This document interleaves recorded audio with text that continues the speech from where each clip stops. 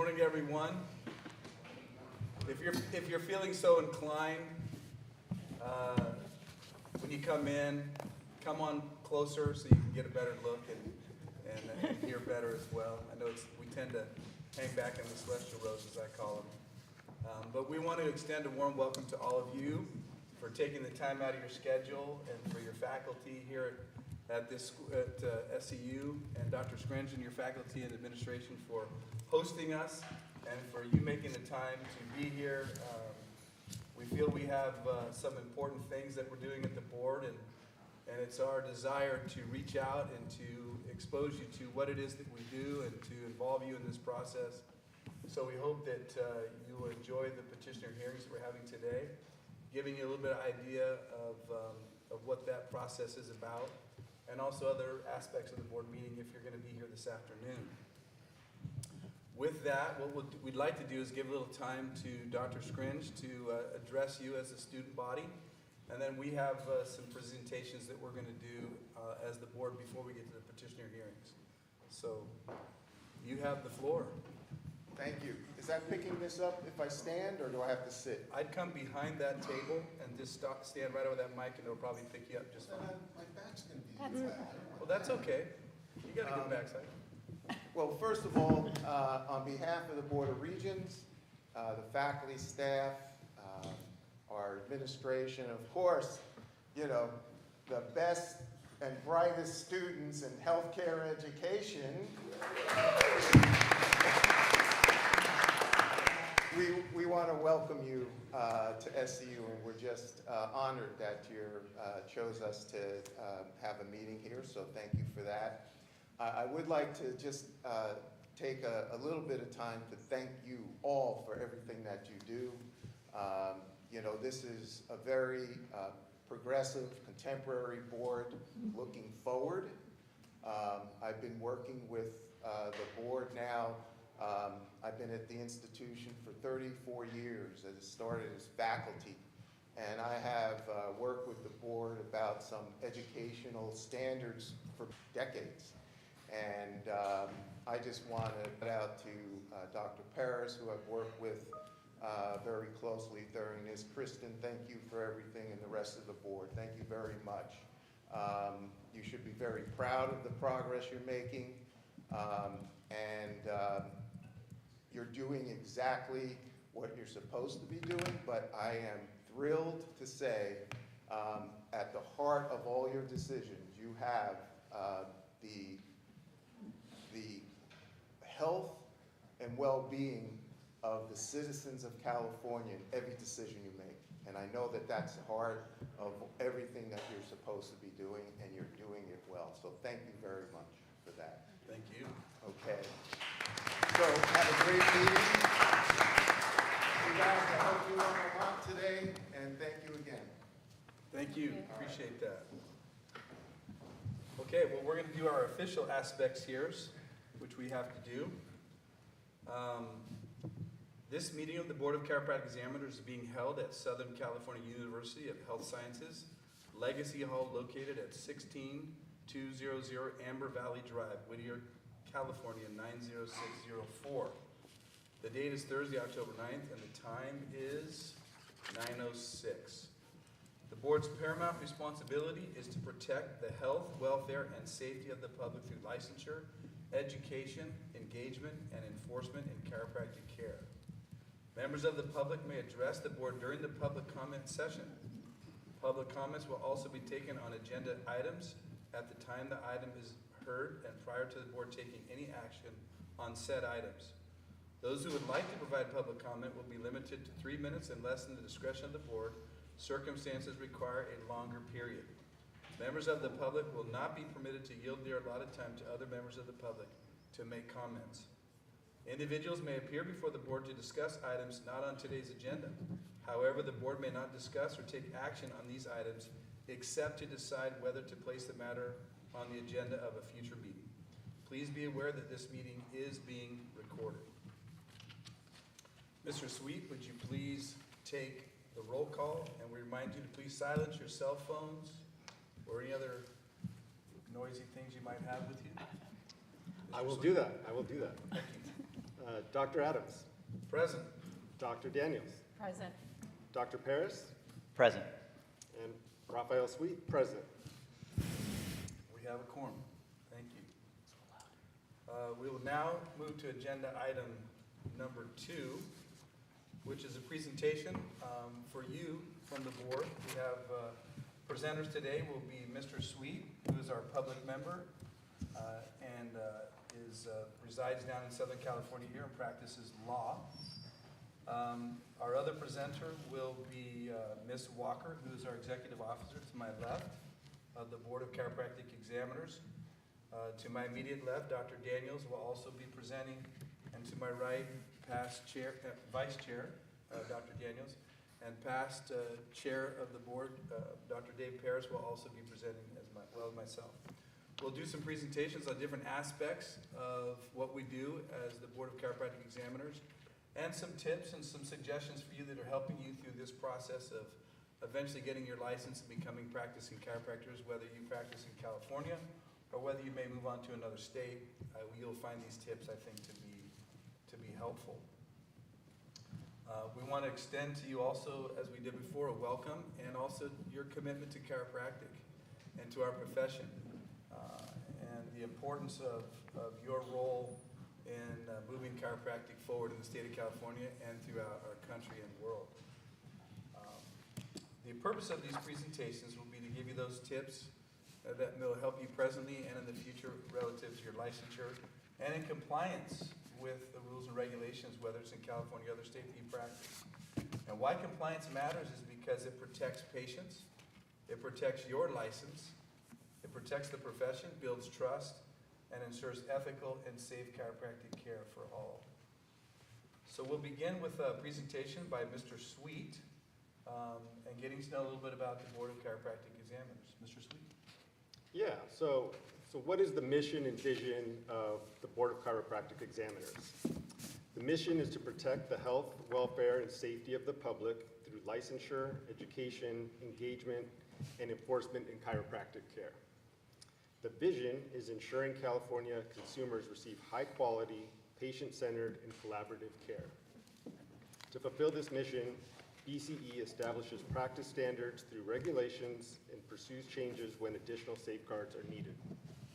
BCE also enforces these standards by conducting investigations and taking appropriate action when violations are found. And you might see a little bit more about this in a few minutes if you stick around. And as a personal injury attorney, I'm glad to say that patient safety is our top priority. Ms. Walker. Sure, thank you. We also wanted to share a little bit about the licensure process as you complete your chiropractic program, particularly if you're going to go on to practice here in California. The basic requirements for a chiropractic license in California are rather simple. It requires completion of a board-approved chiropractic education, such as the one that you're getting here at SCU.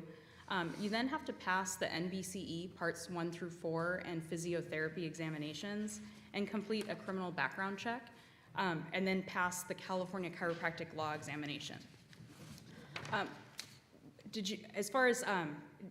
One thing we want to share with the students is the board has made tremendous progress when it comes to our processing times for applications. So if you may have talked to some licensees or during your preceptorships, you may have heard some kind of stories about how long it takes to get through the licensure process. Here in California, we've made tremendous progress on our processing times internally when it comes to applications. There's basically 2 phases of that process. After you've completed your education and your NBCE exams, you apply for a license, and we approve you to sit for the law exam. Our processing time to make that decision is 1 business day if we have a completed application. So that means that we have all of your documentation that we needed gathered. You've gone in and released your scores to us. We've coordinated with SCU to receive your records, but it's 1 business day. Then after you've taken and passed the CCLE, again, we're issuing licenses after you've requested it, typically on the same day that you asked.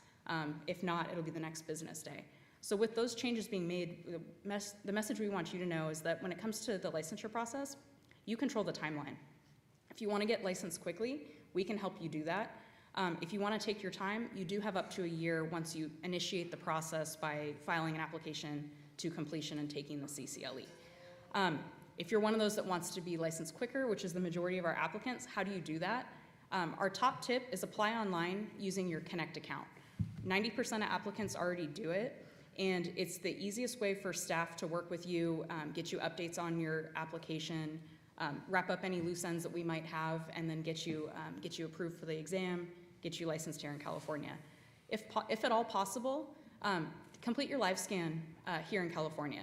We do offer fingerprint cards if you're located out of state, but the processing times on those are significantly higher than if you can enter into the live scan in California. So anybody, if you happen to be visiting in the state, try to complete the live scan here within the state and avoid those fingerprint cards if you want to get your license as fast as possible. Another common issue that we encounter is release those NBCE scores to the board. A lot of times we have everything we need, and we even can see your applicant copy of the scores where we can see that you've passed, but we require primary source documentation to issue a license. So go into your NBCE account, and if you're seeking licensure here, release those scores to us here in California. Coordinate with your registrar's office to send your program records to BCE. SCU does a tremendous job of doing that with the graduating classes, but if you happen to be applying for licensure a year or two after graduation, make sure you're coordinating with the registrar's office so that we can get all the documentation we need and get you approved for the exam. The other thing is go to our website. We have a study guide for the California Chiropractic Law Examination, and it now includes some sample questions as well. So as you start reviewing that materials, particularly as you're wrapping up your chiropractic program, you can start studying for that exam. That way, when you enter the application process and get approved, you can pick a very quickly schedule that exam and get it completed. And if you have any questions along the way when it comes to licensure, we want you to know that we're here to help. So we've got great staff here at the board. If you have any questions about your application or just anything that you need, reach out to us. Phone or email is the best way to reach us. So hope we find that helpful, but we just wanted to let everybody know when it comes to licensure processing times, they're significantly down, and you control those time frames. We've also got Dr. Daniels here to share a little bit of advice when it comes to scope of practice and your role as a primary care physician. Well, good morning, everyone. I just wanted to say I really appreciate you coming and joining us. It really, to kind of feed off of what Dr. Scringe was saying, it's really been the mission of at least this current board, even more so, to really involve our licensees and to connect with them, and also, for patient safety, of course. So as Ms. Walker was saying, if you have questions, please reach out to us. I know individually we are all available, as well as all the amazing staff on the board. So I just wanted to say that, and again, thank you. I know you have probably your clinicals this morning, so thank you for coming. The scope of practice, as you know, for Chiros is that we are licensed primary care physicians, non-surgical, non-pharmaceutical, and with that comes really a great responsibility for patient safety. So patients, as you know, can come directly to you, which means that when you get your license, you are responsible for the entire care of that patient.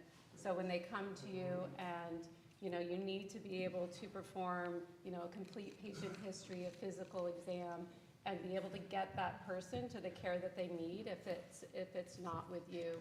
So, getting a license is a privilege, and what we see with some of the cases that come before us is I think people forget that it is actually a privilege, and that people in the past have worked really hard in our profession to get us the rights that we have in order to see people and have them walk into our door directly without a referral.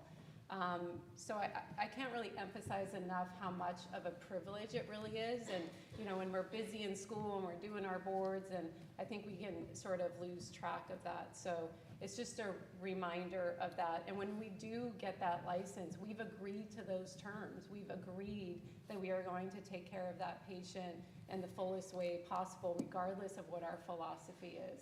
So if they need to be referred to somebody else, then that is our job.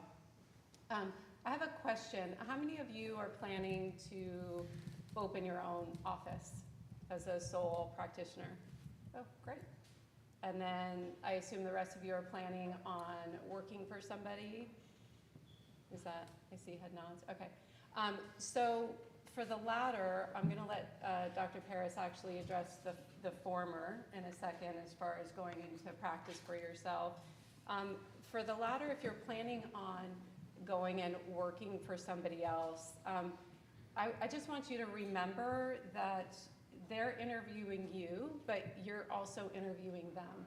And so you want to keep in mind, you know, what are their Yelp reviews? What are their ethics? What are their scope of practice? Are they doing salacious advertising? You know, are they ethical, integral? Are they really taking the patient's safety as the primary concern and not just another number of how many people we can see today? So you are incredibly intelligent, talented, skilled, and educated. So you bring a lot to the table. And so I just don't want you to forget that when you're going, say, for an interview or you're looking where to practice, that you're also interviewing them and you want to make sure that you're asking those questions. As far as sort of complaints that the board gets, does anybody know what the major public complaint is that the board gets? Does anyone want to be brave? Okay, so one of the major complaints that we get really has to do with communication and expectation. So if we're not, one of the skills that you guys need and are being trained by this university is patient communication. And that means, you know, listening as well as communicating with them and also explaining what you can and cannot do in the state of California and what is appropriate for them or not appropriate for them, and not promising them things that perhaps are not realistic. So just keeping in mind that honest communication with your patient, being integral to the profession, will save a lot of trouble for you, but also it's really in line with patient safety. Does anybody have any questions for me? Okay, Dr. Paris. Thank you. Well, I'm especially happy to see you all here and excited because this has kind of been this small dream of mine that we have more touch points with chiropractic students from the board level and that those are comfortable and that we're accessible. And so we hope we can remain that way. And I'm happy to see you all here and thank you, Dr. Scaringe, for allowing us to arrange this. Just to add on to what Dr. Daniel said, I would say one other thing is that we do have occasionally enforcement actions where the licensee is, and usually it seems to be a early career DC who seemingly is not aware that their license is still their license. And even if you do work for somebody else, even if you're at even a facility, even a hospital system, et cetera, you are still responsible for all the billing and all the coding and all the documentation. Your license, everything you sign. So we do see that sometimes when in private practice, it seems very intuitive, of course, but also even if you're employed. You are still ultimately responsible for your license. So important to remember. And I'm going to go kind of quickly, mainly because you have a past board member, two-term longstanding board member, Dr. Heather Dane, is on campus today, and she's covering in more detail at lunch. I believe she's in Building H at noon. And she will cover some of the kind of risk management aspect of what I'm talking about here. And the carrot to this stick is that I believe they're serving lunch. So there's a lunch involved out there. So I highly, highly recommend you attend. She's a wonderful presenter and has a whole host of knowledge on those issues. So I think mainly, you know, one thing is you have to remember, even outside of California, when you're establishing your practice, that you're sure to follow all the federal, state, and local laws regarding business registration, tax obligations, employment law, et cetera. And I mainly like to advise students is, you don't have to go it alone. You're a professional, and people come to you to provide the professional piece of healthcare and chiropractic care. And in running your practice, you should also reach out to professionals who are experts in what they do. So, make sure you have an attorney when you need one, or when you feel like you have questions regarding legal matters. Make sure you have an accountant and a CPA. Those are very important. So, don't feel like you have to do it all alone. Reach out, get help. And some of the points we see in regulatory issues is when you establish your chiropractic corporation, that has to be registered with the BCE, and you also have to file that with the Secretary of State. So you do that first, and then you have to make us aware. We see sometimes that is not done. And a lot of times students, early practice DCs aren't aware that the BCE is notified of licensee arrests and convictions of any sort. And there's something called a substantially related conviction that can result in an action against your license.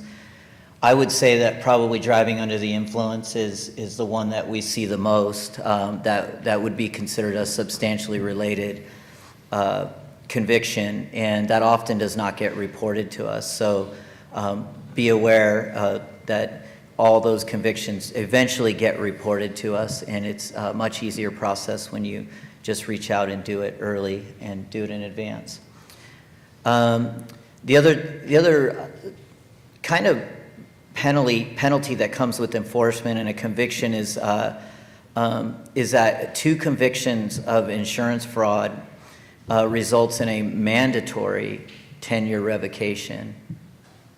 So keep that in mind. That's two convictions of insurance fraud. You will have a mandatory 10-year revocation of your license.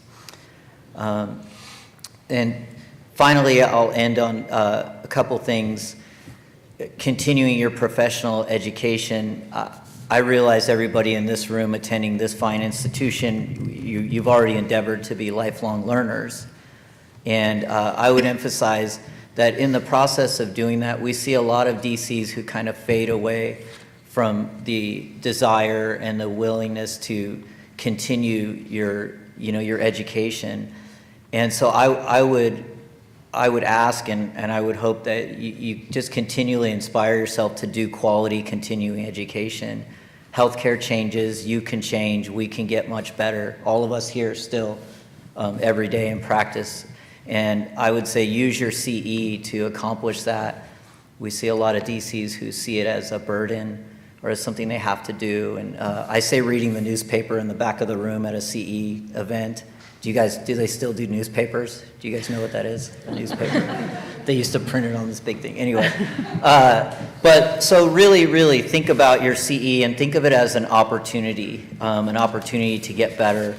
Stay abreast of the research, stay up on current and emerging issues in chiropractic. There's lots of them. And I think our patients expect us to be knowledgeable of all things in chiropractic and healthcare.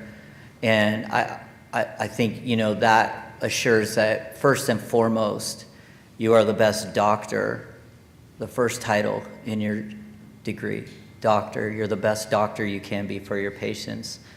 And I spent some time walking the campus this morning and checking out the facilities, and I noticed it seems like it's a very collegial and very social environment, and it's really nice. And so just a quick show of hands, how many of you have met 5 new friends since you've arrived to chiropractic? Yeah, almost everybody, I would say, probably. How about 10? Yeah. And it probably will times 2, times 3, perhaps, before you leave. I will say some of your best peers and friends may come out of this experience. Mine did. And I think staying connected and the social aspect of this, of your education here can continue, and it should. So I would really think that, you can stay connected through your professional associations, attend conferences and networking, spend time with leaders, find events where there's leaders in the profession, and spend time with them and establish a support network, and mainly have fun with continuing education. And if you do it with what you're experiencing here, you can experience for decades into your career, where you go do CE and you've established a support network that will also, I believe, help keep you out of any regulatory issues. So thank you for letting me ramble on. And again, have fun with it. This can be fun. It's a wonderful profession. I never stop having a great time here, including today. So thank you. Thank you. And I extend appreciation to all of our presenters and their tips. I hope you have found a richness in what has been shared with you. I assure you that all that's been said has value for your present and your future in this profession. And I appreciate the time and effort that my co-board members have put into their presentations. We're now going to have a little question-answer time for you, because time permits for it. So I hope that you do have some questions. I will ask this one thing. By show of hands, who in here has read the Chiropractic Act that, in a sense, governs our practice of chiropractic in the state of California? That was established in 1922. I have. Okay, so Dr. Scringe, stand up real quick and turn and look at your student body. Everybody show of hands who's read the Chiropractic Act. So he's making some notes. Okay, so that's what governs, in a sense, your practice of chiropractic. So I would encourage you to take the time to read that. Second question would, how many of you have read the rules and regulations that also govern the practice of chiropractic as well? I see a few of these and some faint hands. So if you have done it, raise it. So you've read, okay, that's good. So one hand went up, Dr. Screns, that's two hands out of the group. So I would encourage you that in your time that you would review that information, because it will establish for you in your mind really how broad our scope of chiropractic is, and really how fortunate we are that those that went before us, put this on the ballot. This is an amendment, if you will, that we are locked in at that. Nobody can encroach upon that, which is a wonderful thing. And Dr. Daniels in the last 6 months has navigated her way through her committee and through her work, making it better in the relationship to education around the country as well as in California. So.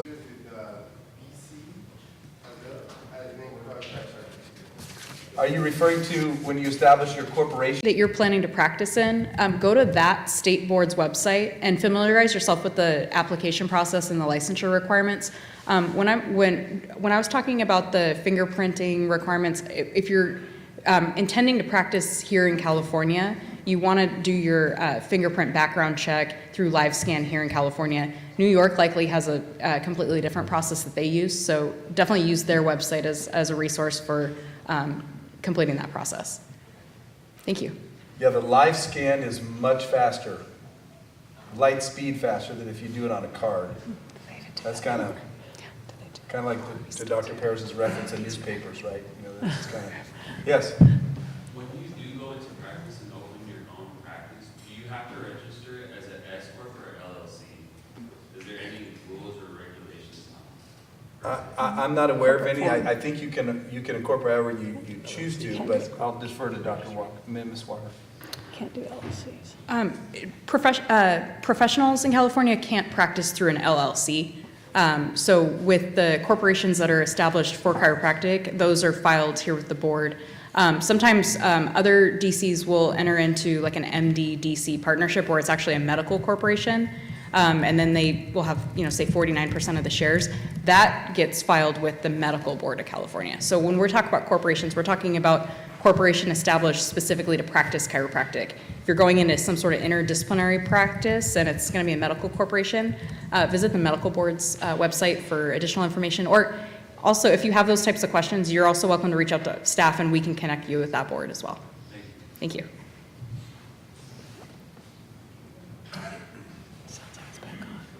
Any other questions? I just have a question. How far in advance are you allowed to do your live scan or your fingerprinting? Is it like once you completed the application process, or should we start a little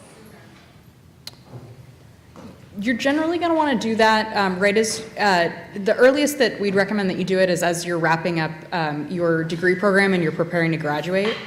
You can do the live scan in advance of submitting the application, and we keep information on file up to a year, but we really recommend, we get those results very quickly, so we recommend right as you're wrapping up the program and you're completing the application, go ahead and get your live scan done.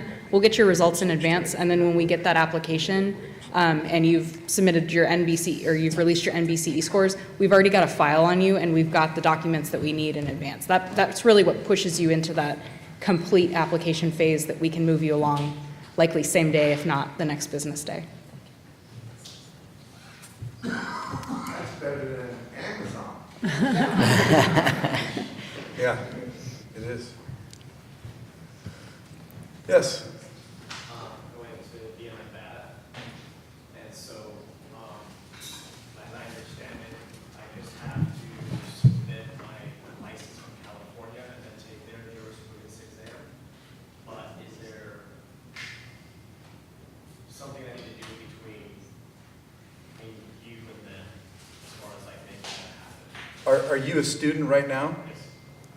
So I don't know that you have to get licensed. I don't think you have to get licensed in California.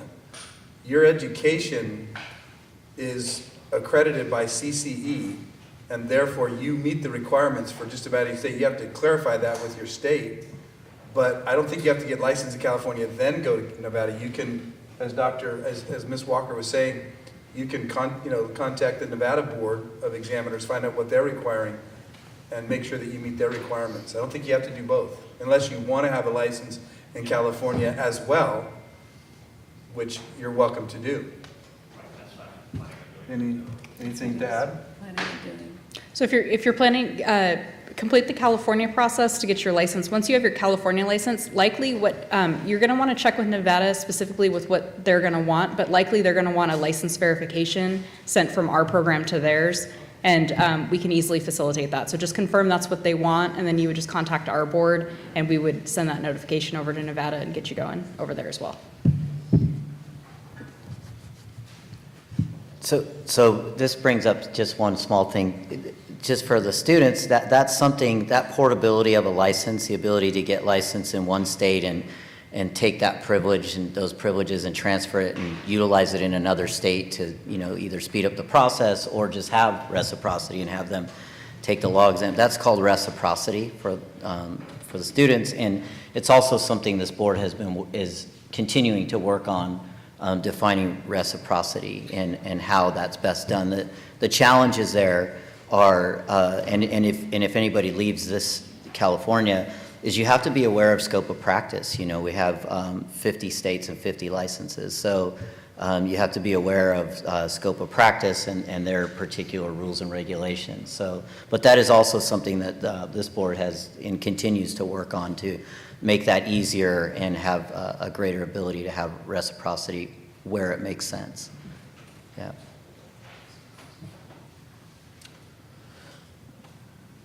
Yes? If you're traveling with an athlete as their personal chiropractor, but your main base is California, can you still practice and treat them in all the states if you're traveling with them?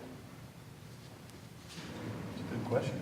Yes, we're actually developing a new licensee resource page on our for our website, and it's going to include information about those provisions. There's actually a federal statute that does allow it's basically travel to treat. that does permit that if you're officially traveling with a sports team that's going into other states.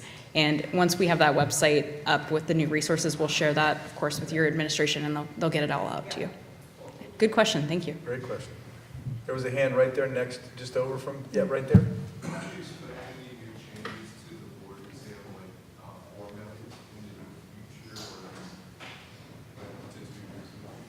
To the NBC exams? Yep. Well, there is a change coming that's going to be implemented in the spring of next year. As some of you may be aware, that the NBC is now going to have you go to Greeley, Colorado, to their headquarters. And we just had a presentation on this at our last meeting of the FCLB. The NBC was there and presented. So that facility is already in testing, and then the kind of the maiden voyage exam, I believe, is scheduled for March or April of 2026, and it'll be rolling out pretty soon after that. That you'll be able to go there, and I believe it's 10 months a year. There's more information is coming out. So the board exam is going to change from a standpoint that you will be going to a facility. It's quite an impressive facility. You can go on the NBC website and look at the progress of the construction and the layout of what it's going to be. But you'll be, in a sense, in a room very similar to what you have here probably in your clinic. The difference is where you went room to room with the other NBC and over a course of several days, you're going to be in a room for about an hour. There'll be 3 cameras on you, and you will have an actual patient. These are professional actors that are going to have a specific situation. They're going to know exactly what to say that relates to that condition, and you'll run them through just like you would do in a real live patient situation. There's examiners that will be observing you. It'll be videotaped, so there's not going to be any question about what you say, what tests you do or didn't do. It's all recorded. So it's going to be great for you as the doctor to be, and then for the examiners, because that inter-exam reliability will be much higher. So that is a change that's coming. So anybody that's going to be sitting the boards in the next, like in November or something like that, you won't have that. But come next year and thereafter, it's going to be a game changer. So it'll be a good thing. And they're really doing a great job. One thing that we learned, because a lot of people talk about the cost of the testing. NBC has not raised their cost in 4 years. So they're keeping it level. This new facility, though yes, you have to travel there, they've statistically determined that about 50 to 60% of most of the students are traveling to a site anyway to sit their board. So traveling there, they're going to make it as easy as they can. They're going to have relationships with hotels. They're going to shuttle you from the hotel to the facility. They'll have it as easy as they can, and they're anticipating that the cost of examining is either going to stay the same or may tick down as it goes over time, which is good for students. When you are already carrying a lot of debt as it is, they're going to be making it a lot easier, and it's accessible. So you could technically be licensed within weeks or months, within a few weeks or months, a month or so after you graduate, instead of waiting sometimes 6 months.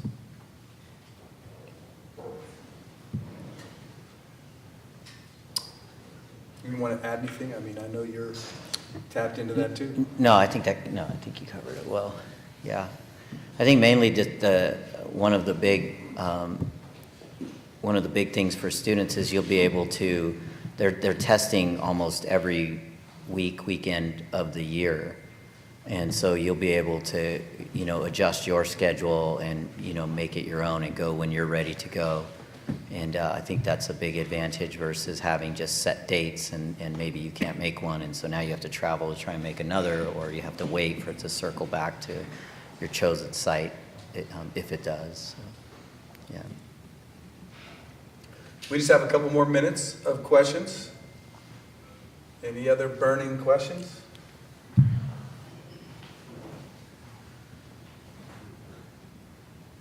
Well, we appreciate the questions that you've asked. We will be here for the next little bit. Well, actually, most of the day. We're now going to be moving to the portion of our meeting where we are hearing petitioners. We have 2 petitioners this morning.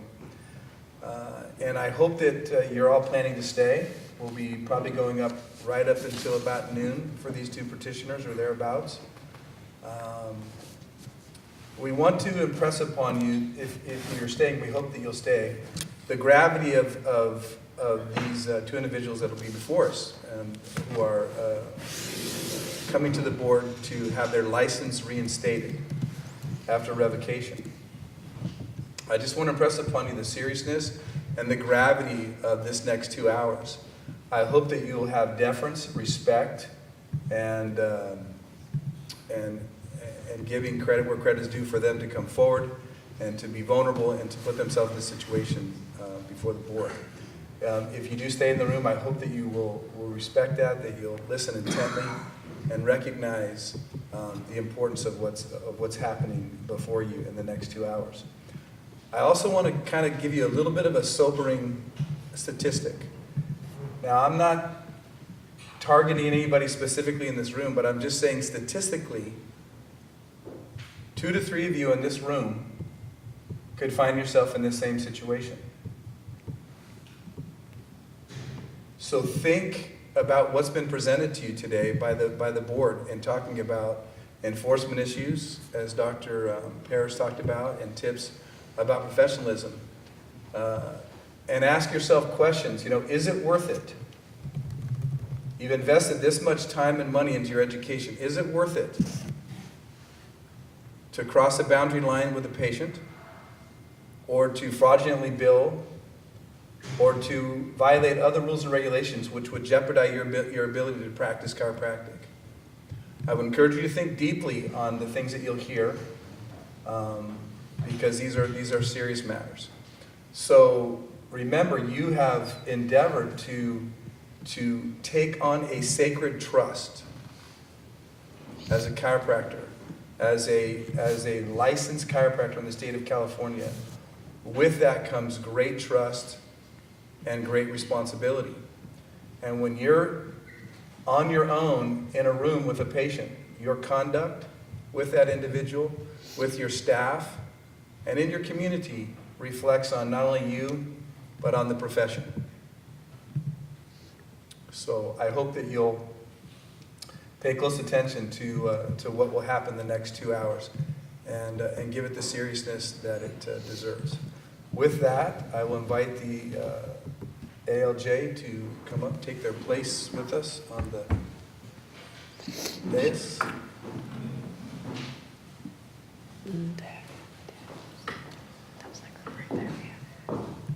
As the ALJ is coming up, I also want to remind the petitioners and their counsel that our focus is approximately 1 hour per case. And we hope that you will be focused on what the recommendations and encouragement is on what you have done. We have read your history of your case. We're not here to relitigate or to review all that's been done in the past, but to focus more on where you are now and where you are going and what you've done to rehabilitate yourself and to ensure us as a board and the public that you are safe. So if our discretion as the board and the ALJ, if we find that you're straying from that directive, we may ask you to focus on the rehabilitative efforts and not reviewing past issues that we're aware of as we've reviewed your cases in detail. So with that, I'll turn the time over to the ALJ to begin this process. Thank you very much. My name is Dina Galley. I'm the administrative law judge assigned to assist the board today. I would like to just confirm which board members will be sitting for this proceeding. Is it, sure? Would you like us to take a roll call? It's however you want to do it. I just need to identify in the decision who is actually participating. So Mr. Raphael Sweet, public member, is participating. Dr. Pamela Daniels, vice chair is participating. Myself, Dr. Lawrence Adams, and Dr. Dave Paris. And that's a quorum. That's me, that's 5 of us. I would normally call the matter and state that we're on the record. Is that fine with you? Absolutely. All right, is the representative for the Department of Justice here? Yes. Do you want to come and join us, please? And whomever is the first petitioner, I believe that's, Is there 2 of you? So we'll have you both right here. And then the first petitioner is Nostrat Gadosi. Dr. Gadusi, are you here? Please join us. May I have the name of the court reporter? Thank you. Is that the, Ms. Sanchez, Marie Sanchez? All right. I'm going to ask you at the conclusion of the matter whether you have any spellings or anything you'd like. I'll also ask you for the time that this portion of the meeting, the hearing portion, concluded, and the pages. You're familiar with it. All right, thank you. No, yeah, sure. Thank you, Mary. It'll never happen.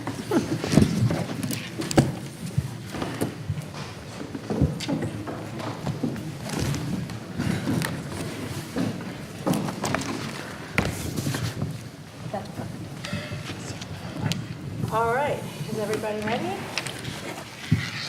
Looks like they are. Let's get on the record for this matter. This is the matter of the petition for the reinstatement of Nosrat Gadusi. Please correct me if I'm mispronouncing. Gadusi? Thank you, sir. Also known as Nusratola Gadusi. Apologies again if I'm mispronouncing. This matter is before the Board of Chiropractic Examiners. The agency number is AC 2014-1005. I'm going to repeat that. The agency number is AC 2014-1005. The OAH number is 2025-080601. Today is Thursday, October 9, 2025. The matter is taking place at the Southern California University of Health Services in Whittier, California. My name is Dina Galley. I'm the administrative law judge assigned to sit with the board for this proceeding. Here today, the board members who will be participating in this matter are Dr. Lawrence Adams, chair of the board, Dr. Pamela Daniels, vice chair, Dr. David Paris, and Mr. Raphael Sweet. May I have the appearance of, we'll begin with the court reporter, please. Thank you. And may I have your CSR number? 13089. Thank you.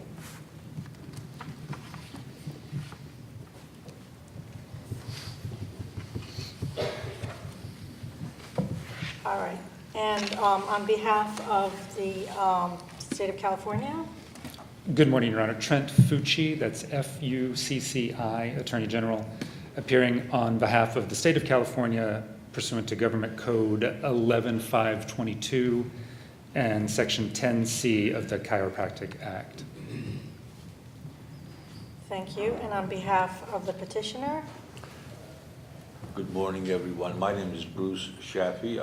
This morning I represent Mr. Gadusi in connection with this matter. Thank you. All right, I will begin with opening statements for those who wish to make it.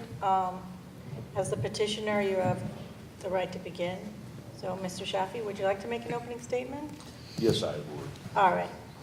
Go ahead, sir.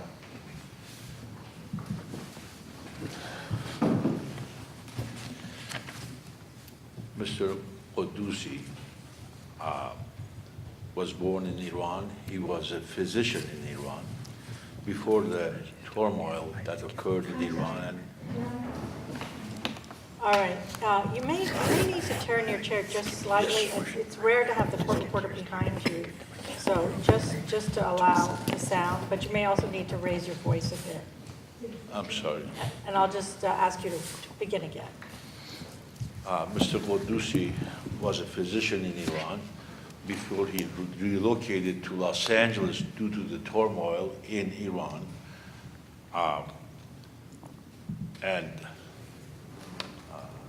He was basically forced out of Iran because he was Jewish. He relocated in Los Angeles, and he obtained his chiropractic license in 1992.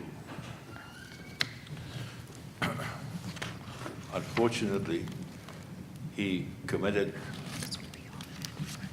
two despicable acts, as a result of which his license was suspended. Since then, he has complied with all the requirements that he was supposed to comply with in order to get his license reinstated.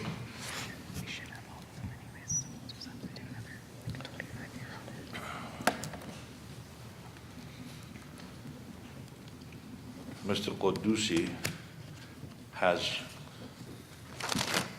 participated in much therapy. He participated in the continuing education classes that he was required to comply with. He, as a volunteer at Bet Shua, participated in group and individual therapy, and also, as a volunteer, helped him with various tasks he was assigned to do throughout the years since the suspension. He has been employed as an administrator at the medical facility in order to support his basic expenses. And he will, in his own words, tell you what he has done so far, and if there are any questions, he'll answer all your questions. All right, thank you. Did you get that, Ms. Sanchez? Is there anything that needs repeating? Whatever you need. All right, thank you. All right, Mr. Fucci, would you like to make an opening statement on behalf of the state of California? Briefly, Your Honor. Go ahead. I would like to offer a brief summary of the case as well.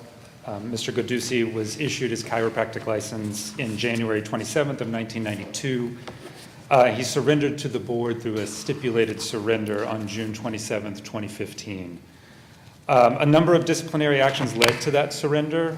On May 22nd, 2009, he was suspended from practice for 15 days and placed on probation for 5 years after he sustained a misdemeanor criminal conviction involving spousal battery. On May 12th, 2014, while he was on probation, a petition to revoke that probation was filed against Mr. Quddusi after a felony complaint was issued against him based on an incident that involved inappropriate touching that occurred at his office in Van Nuys on or about December 20th, 2013. And then on June 27th, 2015, he surrendered that license.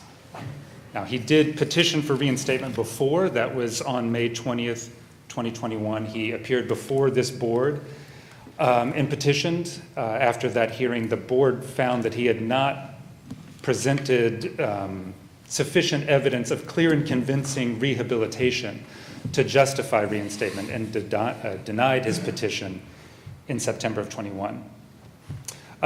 He has fulfilled his continuing education requirements every year since the surrender, and he's agreed to pay approximately $2,000 for the investigation and enforcement of this matter, and that remains outstanding. The issues that I see in the petition are that Mr. Quddusi states that he's in the process of rehabilitation in a 12-step drug program and consults with a rabbi and a therapist. He also states that he's been, quote unquote, clean since 2008 after he completed a residential treatment program that year. Now, notably, that evidence was presented at the last reinstatement hearing in 2021. And moreover, he doesn't seem to explain how this past drug treatment in 2008 necessarily relates to the criminal matters that led to the surrender of his license in 2014, a conviction that involved unlawful touching of an unconscious person and required the completion of a 52-week sex offender course. And with that kind of foundation, I can either ask questions or allow the board to proceed with questioning, but thank you, Your Honor. Thank you. I see that there is an evidence packet. Who would like to present this evidence? Is that you, Mr. I could do that, yes. Let's begin with that. I would like to mark for identification and offer into evidence the exhibit package. The members of the board, I believe, have been presented with this. I've presented petitioner with this.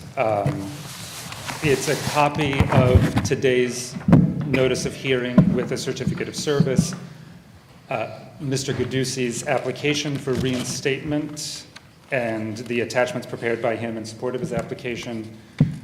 There is a log of continuing education prepared by board staff, a certification of Mr. Gadusi's license history, and certified copies of Mr. Gadusi's prior disciplinary actions on file, and that includes the decision regarding the prior petition for reinstatement, his stipulated surrender, and then the accusation and settlement terms from the first matter.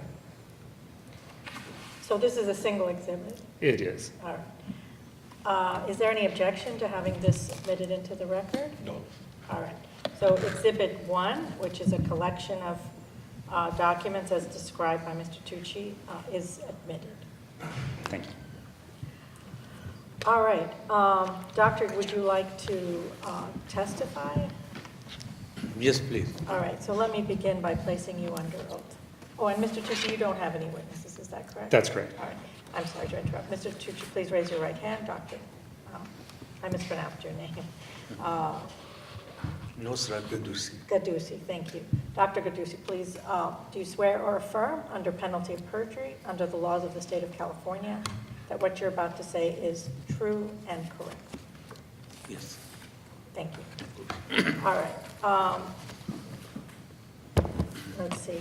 If you'd like to question your witness, go ahead. No, no. You don't want to I would question just, him? no, what he was going to do is just basically go over the summary of the events and explain as to what he did and so on and so forth. All right. It's a little unusual. Mr. Fucci, do you have an objection to that? No objection. I mean, I think that's reasonable. All right. All right, then go ahead, Doctor. Just begin wherever you'd like.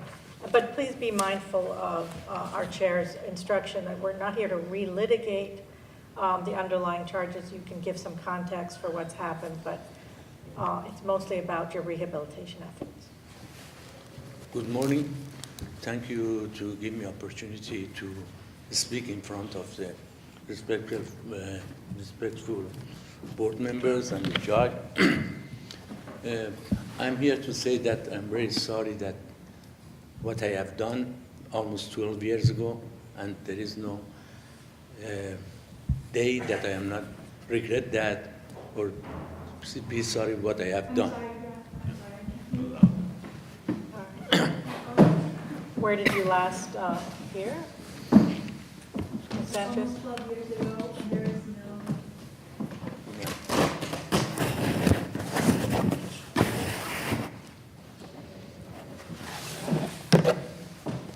What I have done 12 years ago, I'm really sorry about that, and I regret it every day. It's good now? Every day, and there is no day that going by and I don't say sorry that what I have done. Last 12 years, I worked hard on myself to rehabilitate myself and be a better person for myself, for my community, and for my profession. With that, first, I went to start with the therapy that I got, individual and group that I did. with the teshuva and also with and group and individual therapy. And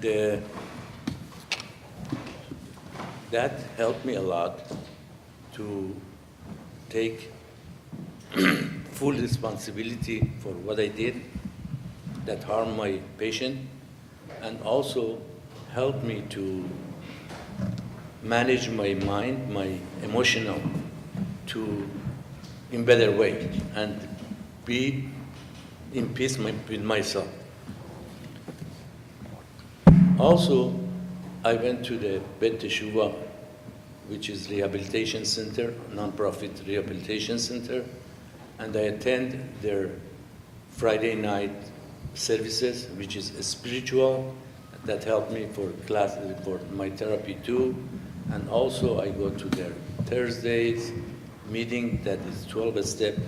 That helped me a lot too. I'm sober from 2008, still sober, and that helped me a lot, the 12-step meetings.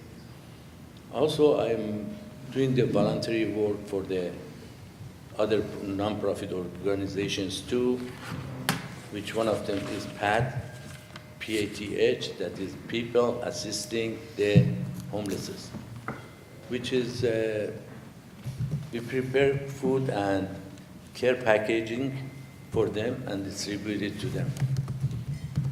Also, I'm involved in another organization, which is NEST, which is Elderly Living Home Cares. That I go with my daughter usually. I go there and we just go there and bring a little bit present for them. Also need just to accompany them, talk to them and bring them some smile in their face. That's one thing. Also I go to the temples, my local temples. I have rabbis that I work with, and usually I attend their spiritual classes and their religious thing that they have that help me a lot, which is therapy for me too. And also I do for Bet Teshuvah, I do the kind of marketing that means that I involve other people to help them, and also myself, my family, my friend, my community, to help them as much as we can, because they helped me too, long time ago. And also, what else I do? Also, I work in the medical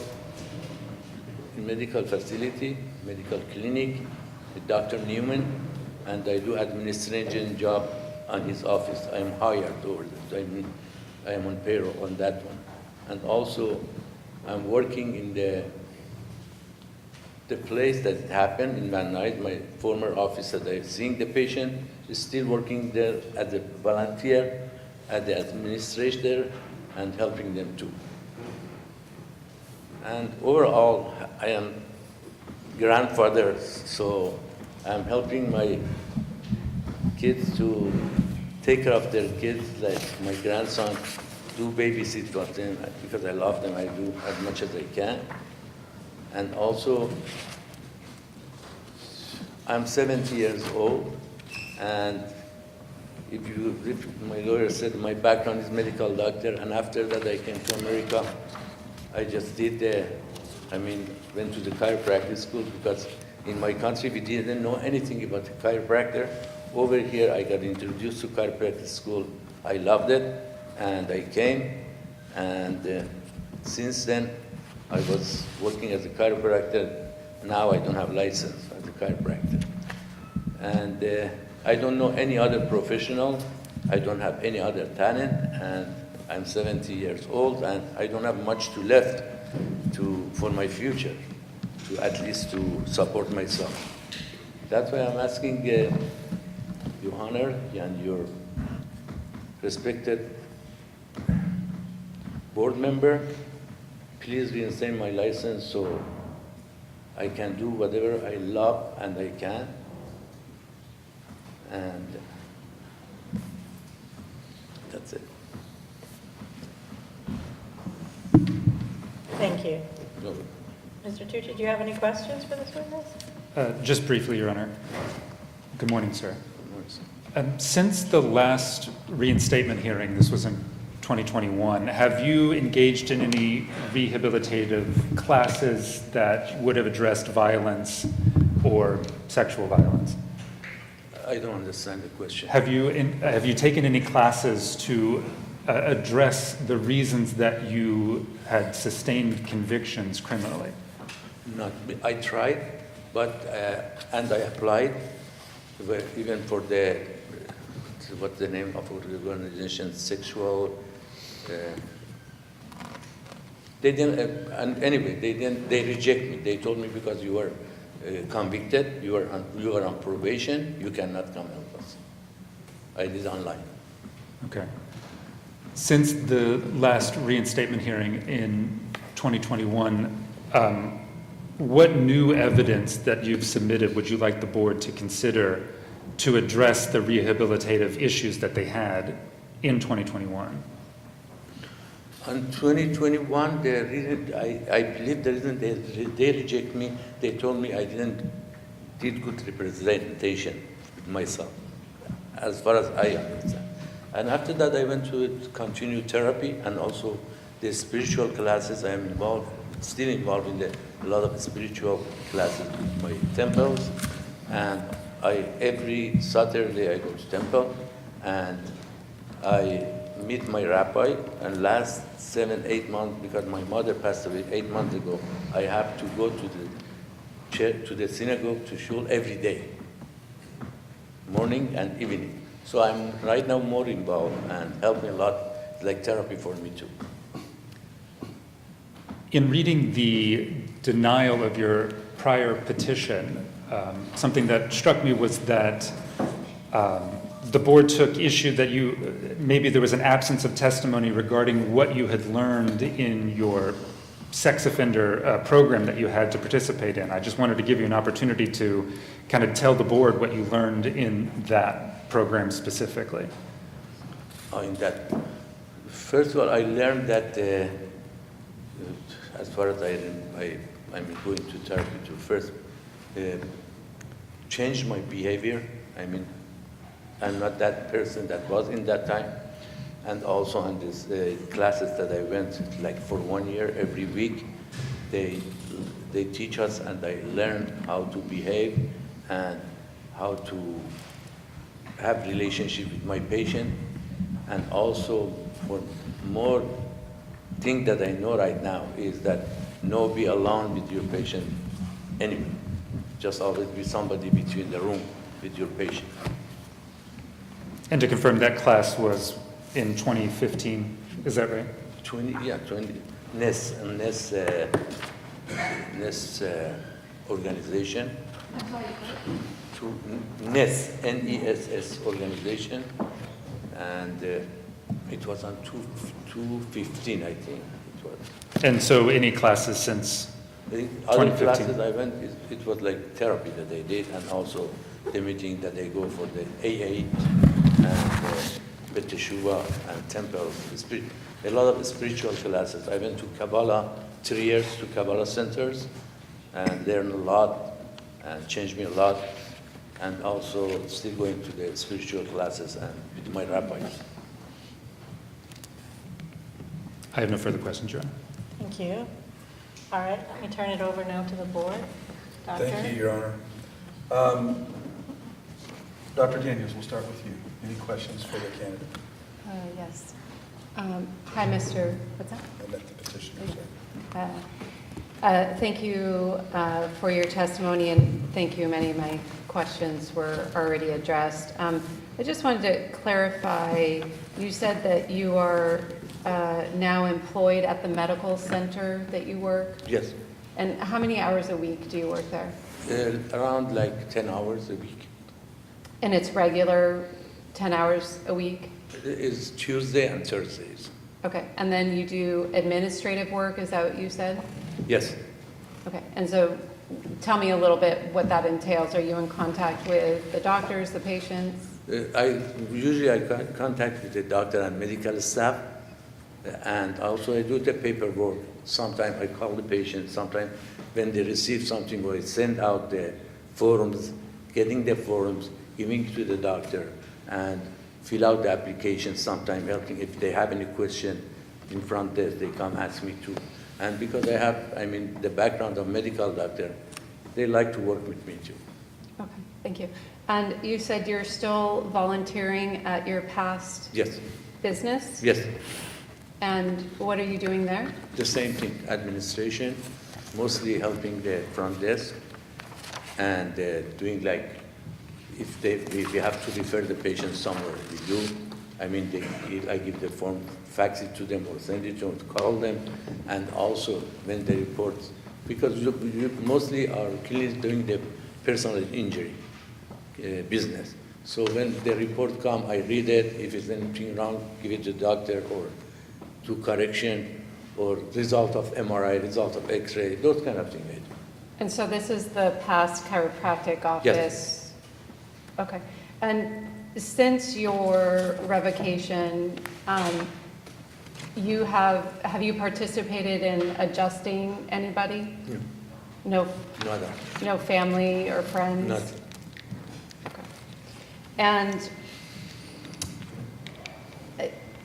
he already asked, but I just want to give you another opportunity to hopefully clarify what specifically have you done in rehabilitation between the last petition hearing that was in 2021 to today, and saying that you don't have any other skills, Yes. and that's why you want the license back, Yes. is not really what we're looking for. What specifically have you done to make changes in your rehabilitative efforts that is going to guarantee us, the board, the safety of a future patient? As much as I did that therapy and also the temple and nonprofit organization that I explained to you, and also if the board wants to ask anybody in my family, my member, my friend, my coworker about me, they're gonna say he's a very honest person, responsible, respectful, and keep his promises. That's I am. And then just one last question. I'm just curious on your attachment for the petition for reinstatement on BCE 013. It was a very short declaration, and you had said that you no longer keep hidden secrets, and that you were going to elaborate to your efforts and what had happened. Do you feel like you've expressed that to us? Yes, that one. I go to the meetings, 12 step, and that one by sharing with others and speaking. I'm doing that. I'm trying not to. Okay. No more questions. I want to allow the other board members to speak. Thank you, Dr. Daniels. Mr. Sweet, any questions? Yeah, I have a question. Council asked you about what efforts you've made since the 2015 revocation to rehabilitate yourself, and you mentioned a class that you had attempted to take, but you said that you were rejected. Can you expand on that a little bit? What kind of class that was and when that was? It was a long time ago. It was like a sexual offended classes, I think. It was witness, 52 weeks, once a week, group. It was group session, and mostly the instructor was talking about, what we should, not what we shouldn't do and what we should do about it wasn't just for the chiropractic, it was like group. Was there another class that you said that you were rejected from or you were not able to take? I'm sorry? Oh, no, it wasn't classes that I rejected. It was the organization that belongs to the state. I tried to go, it was a non-profit organization, I think. I tried to get involved, It was the same thing that happened to me. I just wanted to help the victims. They didn't let me. They told me because you were convicted and you were on the probation too, so we cannot accept you. And then you said no other classes related to these prior offenses since 2015, is that right? There is nothing, there is no such a thing that I did. The only thing I could do, go to therapy, which I did, and still I am going, and it's helping me a lot. Thank you very much. You're welcome. That's all I have. Thank you, Mr. Sweet. Dr. Ferris. Hi, Mr. Gaduzzi. Thank you for being here today. Thank you. Appreciate your efforts to date on rehabilitation. I'm wondering, at the office where you're currently volunteering 10 hours a week, that was your practice previously. And you mentioned in paying back the office for the damage that you did. I don't understand. I'm sorry. There was a comment about... Oh, paying back, yes. Yeah. Yes, yes. Can you expand on that a little bit? And is Yes, it the same, is the chiropractic provider that's in that office Yes. was also in the office previously? Yes, it's the same chiropractor, and we had other chiropractors too there. But the same chiropractor, which is owner of the business, so I just helping them for just giving back to them. And also, it's not just that to giving back to them, because still my patient that I had very old patient, sometimes they want to come over there, and I refer all of them to the owner, the other chiropractors, the co-workers. But still I'm doing work, I'm doing like administration work in the office. So is there a chance or an opportunity that the victims in those could show up to that office again? I don't know. So there's been no discussion of that potential or mitigation efforts there? I don't think so, but I don't know about that. And then I have one other question. How many years has it been since you've actively practiced chiropractic? That I have been practicing? No, how many years since? How many years has it been since you've actually practiced as a licensed? Together? No, how long has it been since you have practiced? 1992 till now. It's gonna be like 32 years, 33 years. Since 1992 till today, 33 years. How many years have you not had a license? I have license. It was like 11 years. 11 years? Less than 11 years. And so if there was consideration for returning your license, would you be willing to abide by any and all assurances that you've retained your abilities to practice as a doctor of chiropractic, including like national board testing and other assessments? Yes, I do. Do you feel like your skills could have eroded over the last 11 years? Yes. Yes, I do. Yeah. Thank you. You're welcome. No more questions. Glad to have you here, Mr. Ngozi, and to meet with you once again. I do have a few questions. I'm going to get a little bit granular here with you on a couple things, because I feel like there's some things in here that are not consistent for me.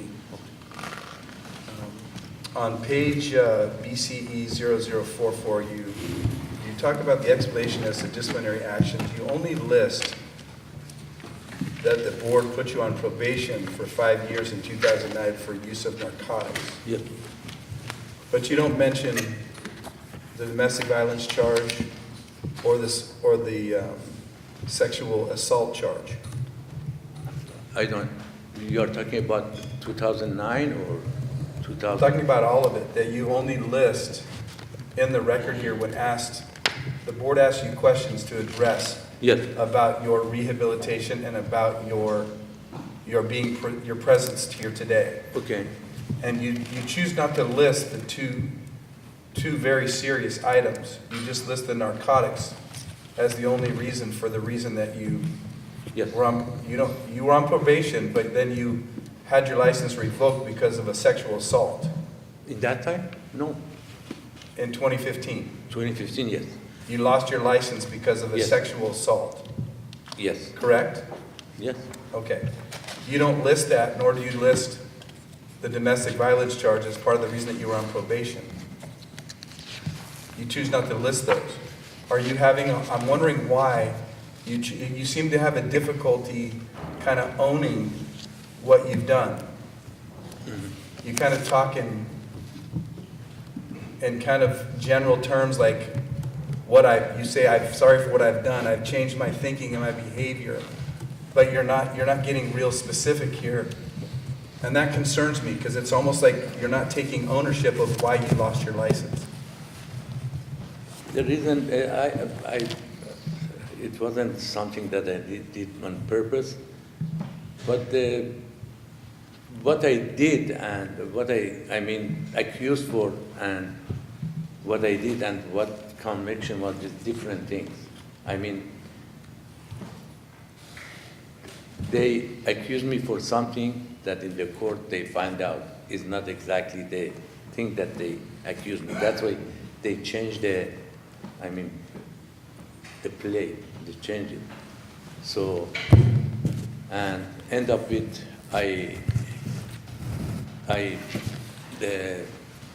the code is the meaning is a battery that I hit the patient. But 2009, I was on probation for the narcotic, which I completed with the board all the time. All the tests were negative. I'm sorry, I can't understand. On 2009, I was on probation for narcotics, and I completed with the board. All the tests were negative till this happened. This accusation happened. No, After 4 years and a half. No, I'm aware, I've Yeah. reviewed that. I'm just talking though about, so, I'll move on then. So, a quick question. In the documents we have here, it states that the patient was unconscious. Are you disputing that fact? Unconscious? Unconscious. No. No. The So patient. you're not disputing that fact? She wasn't unconscious. She was not. No, she was So not. that's an error. Yes, it is. Of course. Okay. So are you saying that the accusation of sexual assault is not accurate?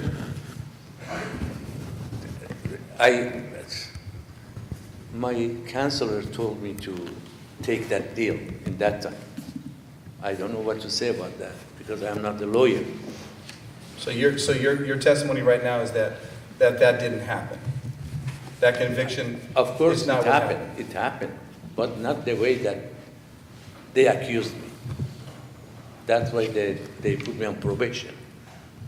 No, that's why you had your license revoked, Yes. not probation. You were on probation before and you had your license revoked. No, I got on probation for this one too.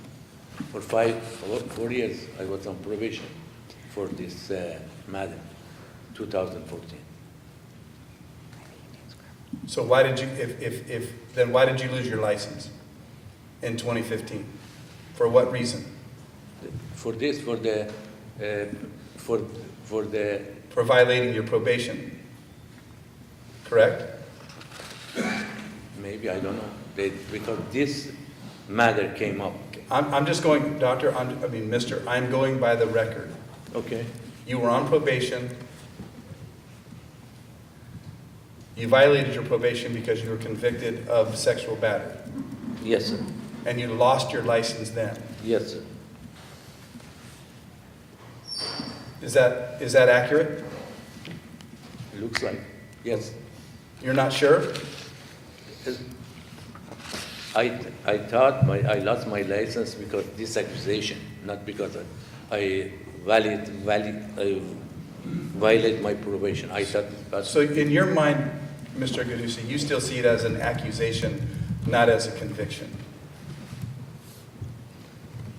Is that fair? Is that your testimony? You really don't see it as a conviction, you see it as an accusation? By the law, I have to say I did it, Okay. by the law. I'm sorry, I didn't get that. By the law, I have to say I did it. Do you currently, or in the past, since you've lost your license, represent yourself as a doctor? Do you introduce yourself at the clinics as Dr. Gadusi? No. Do people refer to you as Dr. Gadusi? They call me Dr. G. They call me. And you don't correct them? I mean, I am not doing anything as a doctor over there, so That's not what I'm asking. I'm asking, are you referred to as doctor in your capacity where you, I understand you volunteer at a medical center where you get they paid call for me 10 doctor. hours a year? They call 10 me hours a doctor because, I'm sorry to interrupt you. They call me doctor because I am a doctor from Iran. I am a medical doctor, so they can call me doctor anyway.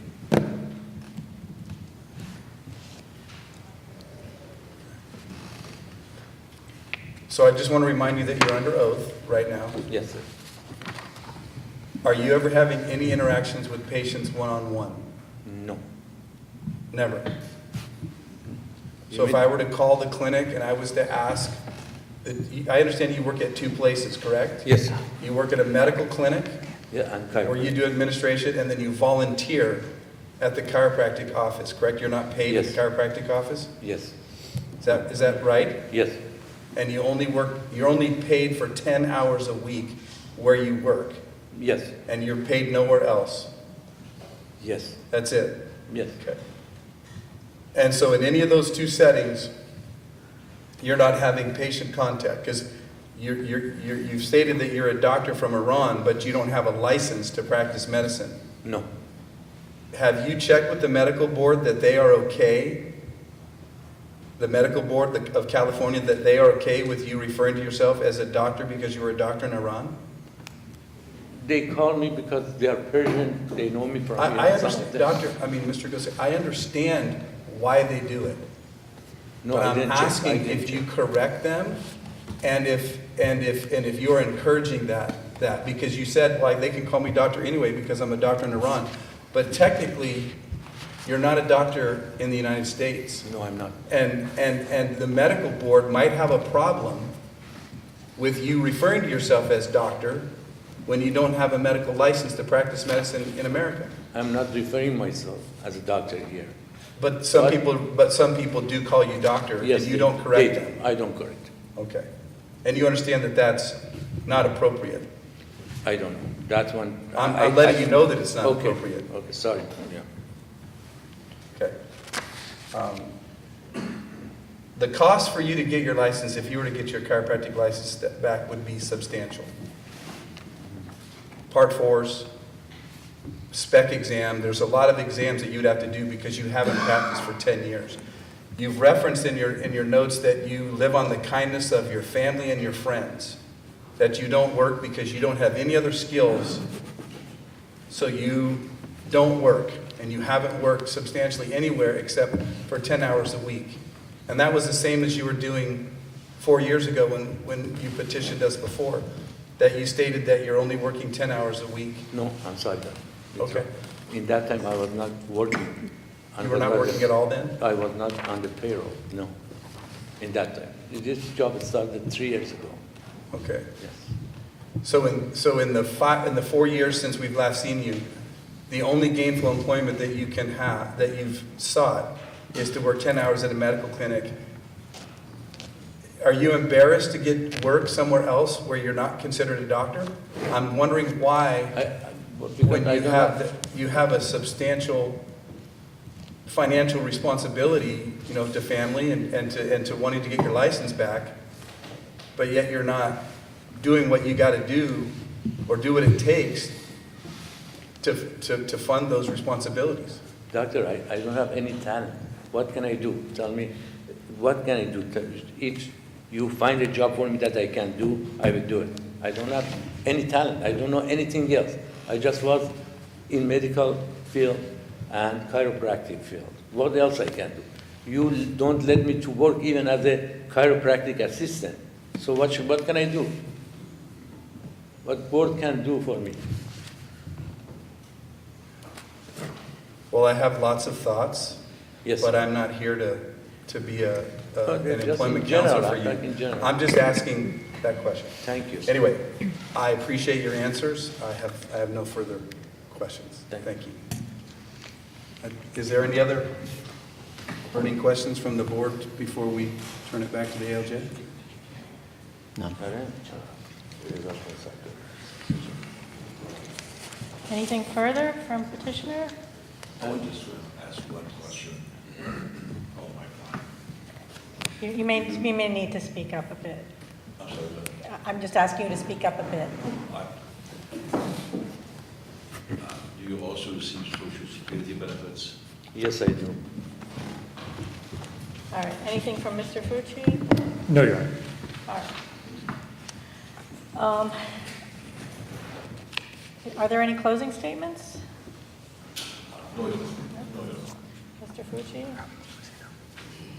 No, Your Honor. All right. All right, thank you. That would conclude the hearing portion. All right, well, thank you. That concludes this petition. All right, I note the time is 10:40. Is that your time, Ms. Sanchez? 10:37, all right. And the pages? 34? All right, thank you. We're off the record. Thank you, Your Oh, Honor. any spellings or anything you need? Sure.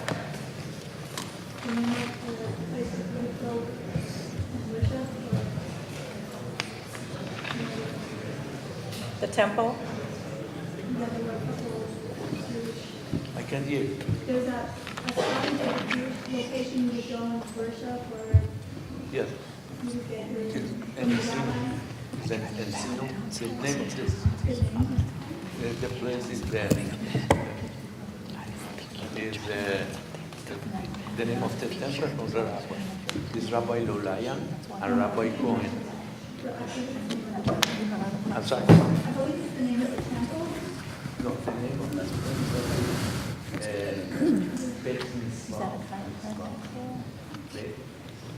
I was surprised to see him. Yeah. I'm actually glad that he brought up that. And then he said, are you just working on the drugs? Like, nobody cares about drugs. He's working because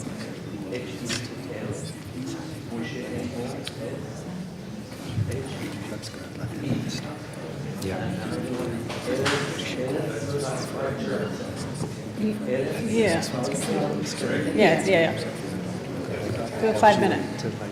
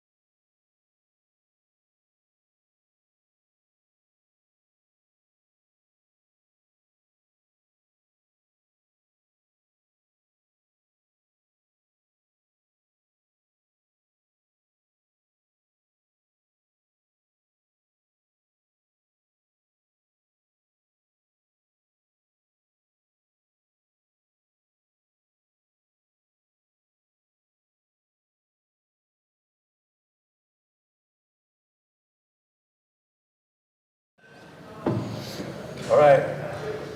We are back on. We thank those that are staying. We appreciate you being here. Again, we ask that you respect the proceedings and show the respect and decorum that's appropriate for the situation. I will now turn the time to the ALJ. Ron? Thank you. All right, let's get on the record for this matter. This is the matter of the petition for reinstatement for John Spencer. Is it Beal or Bell? Beal. Beal, thank you, sir. Before the Board of Chiropractic Examiners. The case number is AC 2020-1275.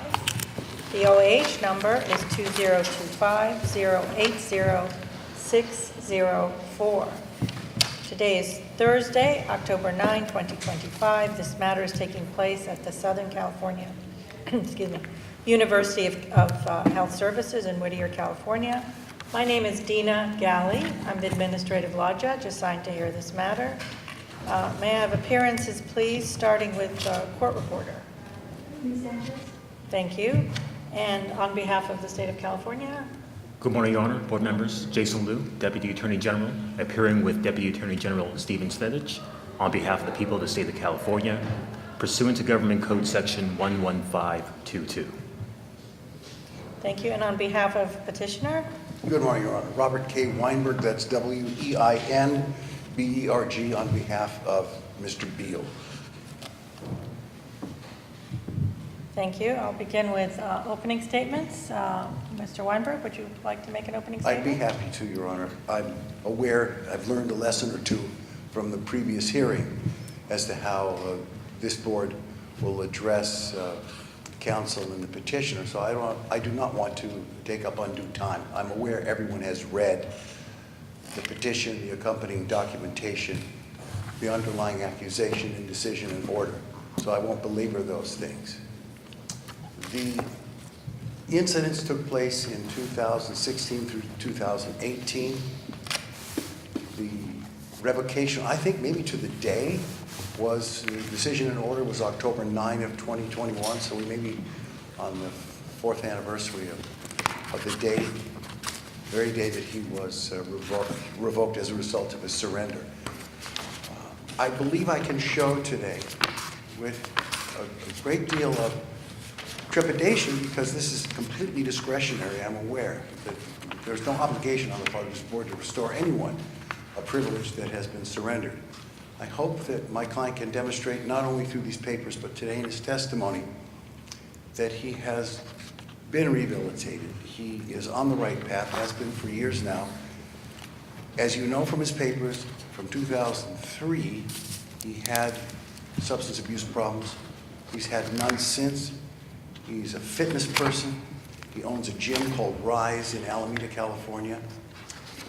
He was, to put it mildly, a CAD in 2016 through 2018 with the 4 incidents that are recorded in the accusation as amended. He is now married with 2 stepchildren and a 7-year-old daughter. I think he has gone above and beyond. It was before he met me. He went to the PACE program at UCSD. He's done continuing education. He's been in therapy nonstop since 2018. And he remains in the fitness industry as a person who supports good health. He hasn't come close to the line of doing anything in the chiropractic region.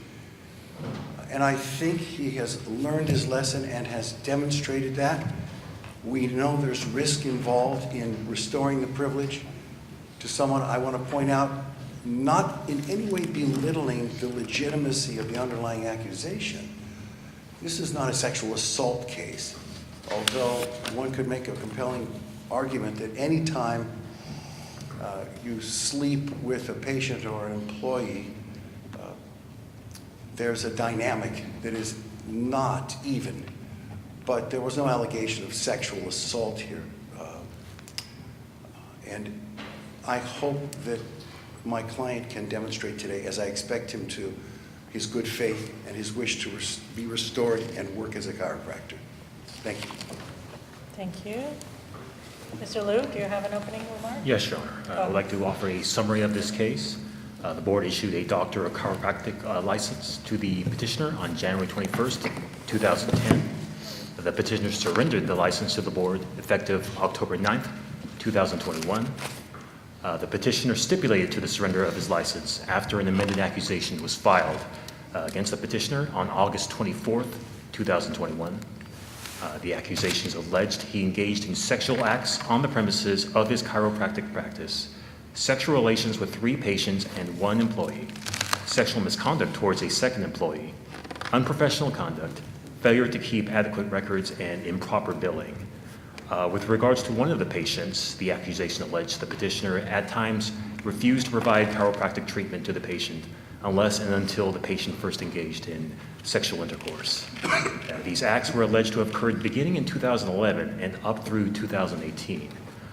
Effective October 9th, 2021, the board accepted the surrender of the petitioner's license through the stipulated surrender of the license and order. In the stipulated surrender, the petitioner agreed to pay $25,000 for the investigation and enforcement of this matter prior to the issuance of a new or reinstated license. As of this date, this amount has not been paid by the petitioner. In his petition application, petitioner apologizes for engaging in inappropriate relationships with both patients and employees over the course of 8 years. He has been working at his gym as a personal trainer and assisted licensed chiropractors in non-clinical roles. Thank you, Your Honor. Thank you. Let's see. Would Mr. Beal like to testify? Yes, Your Honor. All right. Mr. Beal, let me begin by asking you to raise your right hand. Do you swear or affirm under penalty of perjury under the laws of the state of California that what you're about to say is true and correct? Yes, I do. All right. Mr. Weinberg, do you want to question your I client? do, if All I right, might. go ahead. Yeah, and Mr. Beal, I'm going to ask you to raise your voice to the degree possible. I have a chest cold, so I don't sound like any great orator right now myself. Just but, slightly angle yes. yourself so the So- court reporter can pick up So the more. court reporter can hear you. You realize that by surrendering your license, you acknowledge the accusation is accurate, correct? Yes.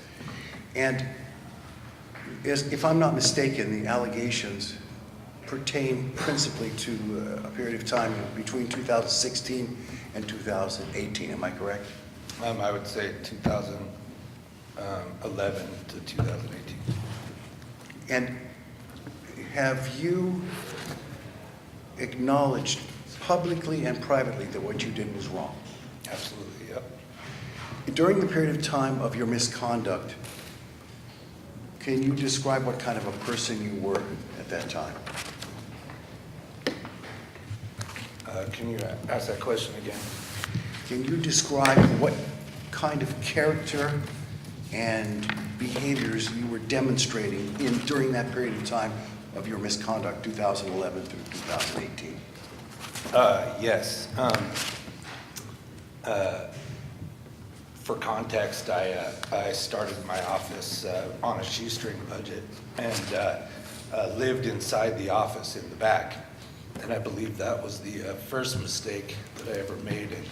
And therefore, I built sort of my community and group of friends within that office. And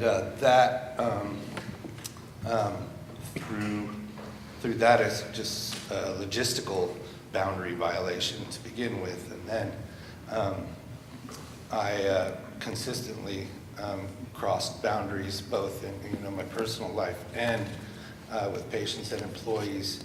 And I had a very mixed atmosphere going on, and I began to, I believe, exploit my position as a care provider and owner of a business, and it proliferated from there. Has coming to grips with what you did caused you to feel a sense of remorse? Oh, yeah. You had a period of time before you became a chiropractor of homelessness, didn't you? Yes. You know what it was like to appreciate having a home, am I right? Yeah. And now you have a home? At home with wife and kids. Now that you've lost your chiropractic license, do you believe you now appreciate how valuable and what a treasure it was? Absolutely, it was one of the greatest thing I ever accomplished.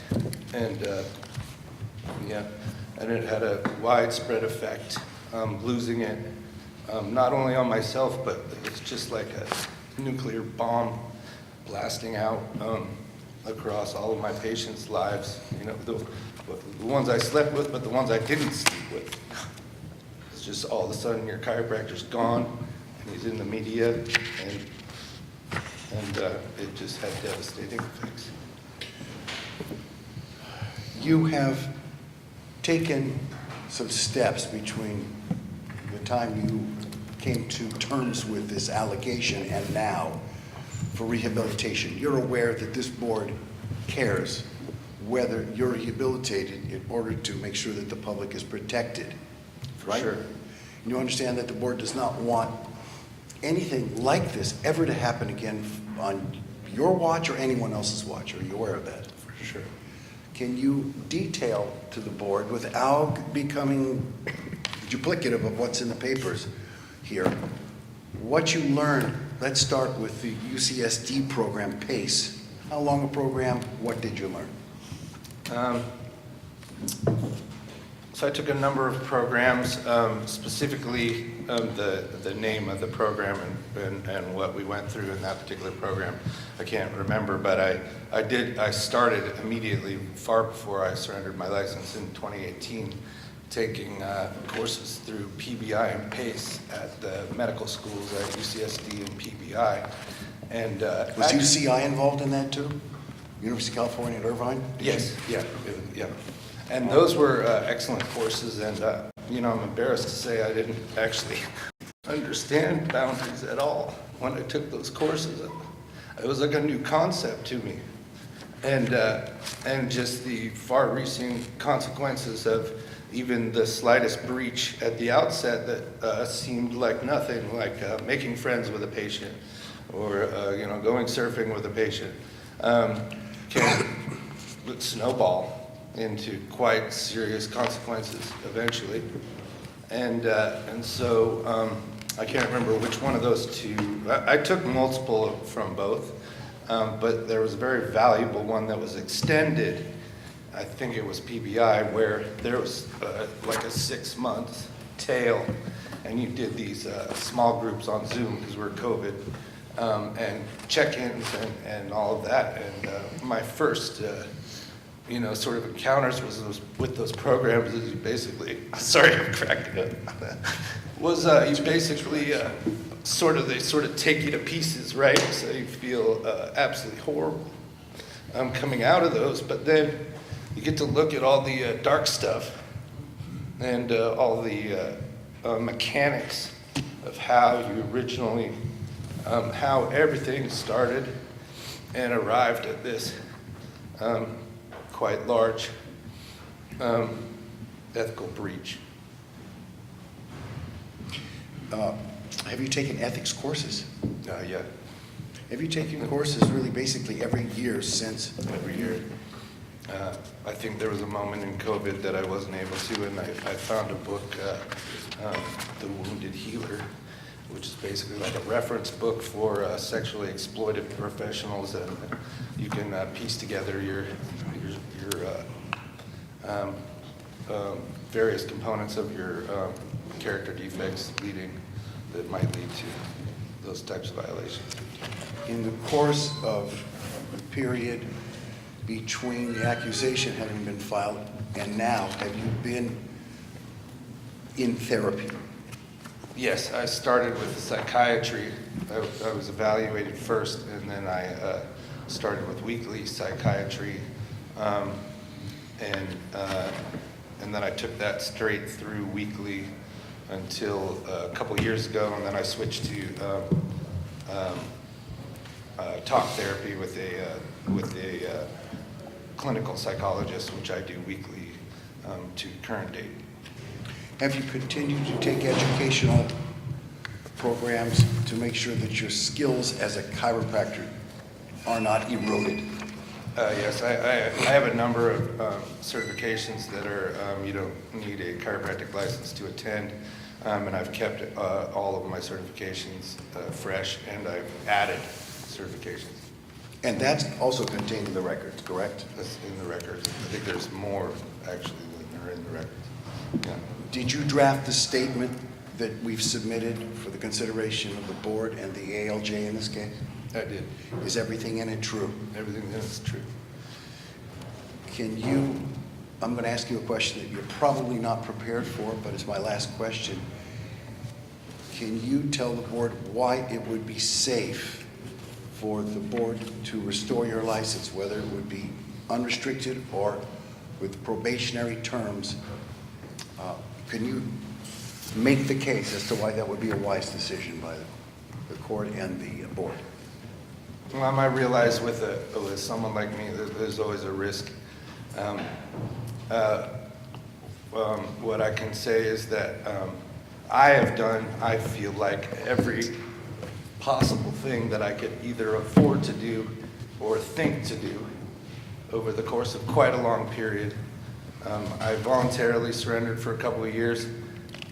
2 years ago, I didn't feel ready. I didn't feel like I was going to violate or do anything, but I just was absolutely not at all prepared to go through this process, and I don't feel like I was close enough to the underlying drivers that might compel me to commit those types of violations. And so I worked for another few years and uncovered quite a bit in terms of seeking validation from people, creating firmer boundaries, anxious attachment, adoption issues with seeking comfort from other people rather than finding it in myself. And I feel like I've done as much work as I could possibly do to this point, and I think for someone like me, it's I would have to keep that same level forever in order to be the best care provider I could be, dad I can be, business owner I could be. I have no further questions. Thank you. Mr. Liu? Thank you, Your Honor. Mr. Beal, what ended your inappropriate sexual relationships with patients and employees? All of the accusations, yeah. So the inappropriate sexual relationships with patient employees, that ended after you became aware of the investigation into your conduct? Yeah, it did. Did you ever apologize to any of the patients or employees you engaged in the inappropriate sexual relationships with? I did where it was appropriate. Could you elaborate on that? There is a legal situation, so I was advised not to call people involved in a legal investigation to apologize. I believe you mentioned that you own a gym currently, is that correct? That's correct. Have you had any sexual contact with any of the employees or patrons of your gym? No. I believe you also mentioned you're currently seeing a therapist? Yeah. And what exactly is that therapist for? Oh, that's for ongoing exploration into what my character defects and my behavior and trying to get to the bottom of childhood trauma and all multifactorial, and it changes week by week depending on what's going on. Is that therapist seeing you for sexual disorders or issues? No, I started with, in the psychiatry, we were talking mostly about sexual disorders and issues. With this therapist, we've moved on more toward the underlying drivers that create that type of behavior with me. And how often are you seeing this therapist? Every week, live. And that's currently as well? Currently, this week. Should your license be reinstated, how do you plan on operating to ensure the inappropriate sexual relationships will not reoccur?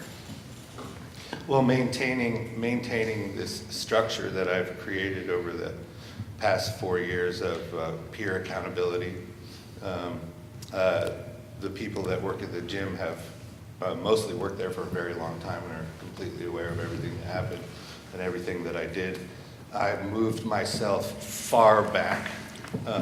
Organizationally, I moved myself far back away from day-to-day operations, and I practice as the owner, and my contact is mainly one general manager who then manages the rest of the staff. So I've taken a few steps away from active management of all the people. I simply maintaining therapy, staying up to date on reading, attending ethics and boundary seminars every year.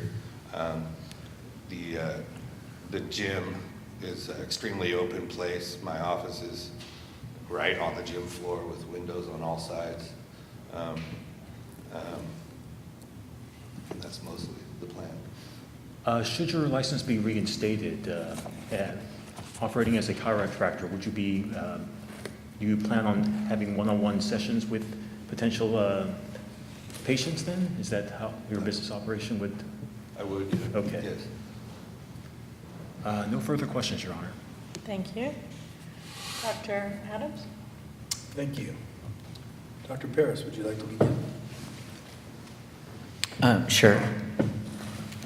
Well, thank you, Mr. Beal, for being here today, and appreciate your rehabilitative efforts today. Very extensive and very thoughtful petition. I have a question in regards to your social media, and what do you mainly use for your gym as far as like a website, social media account? For our social media, you mean like who does it?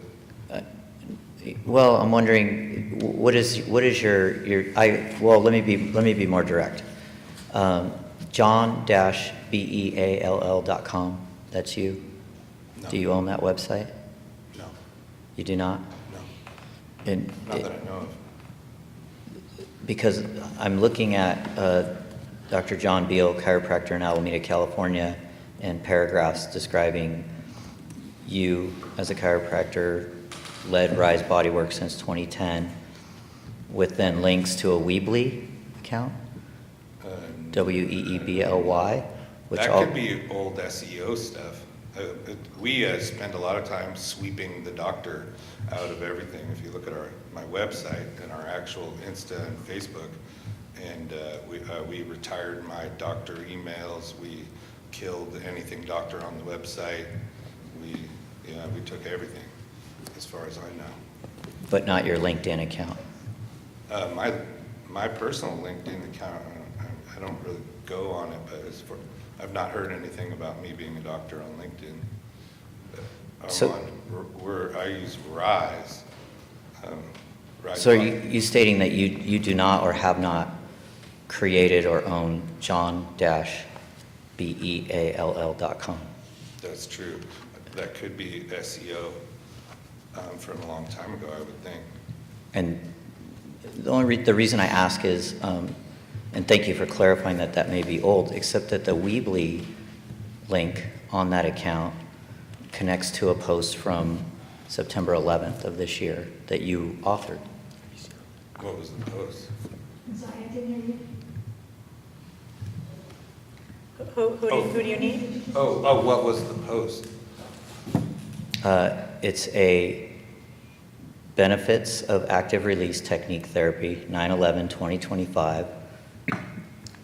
Mentions the word manipulation, which I think potentially causes confusion with the public. And it states that it was authored by you. No. We have other chiropractors that practice at the gym, and actually that Dr. Josh Silver has taken full ownership of the gym. We do have, I did employ Reputation Defender when everything went down, and we have a website company called True Social, and those are the John Beal I've never seen in my life, and I don't know. I would have have to investigate that myself. I didn't create those for sure. When did you start the BLVD design build? After everything happened, yeah. So this John Beal also notes that your role as Vice President of BVLD Design.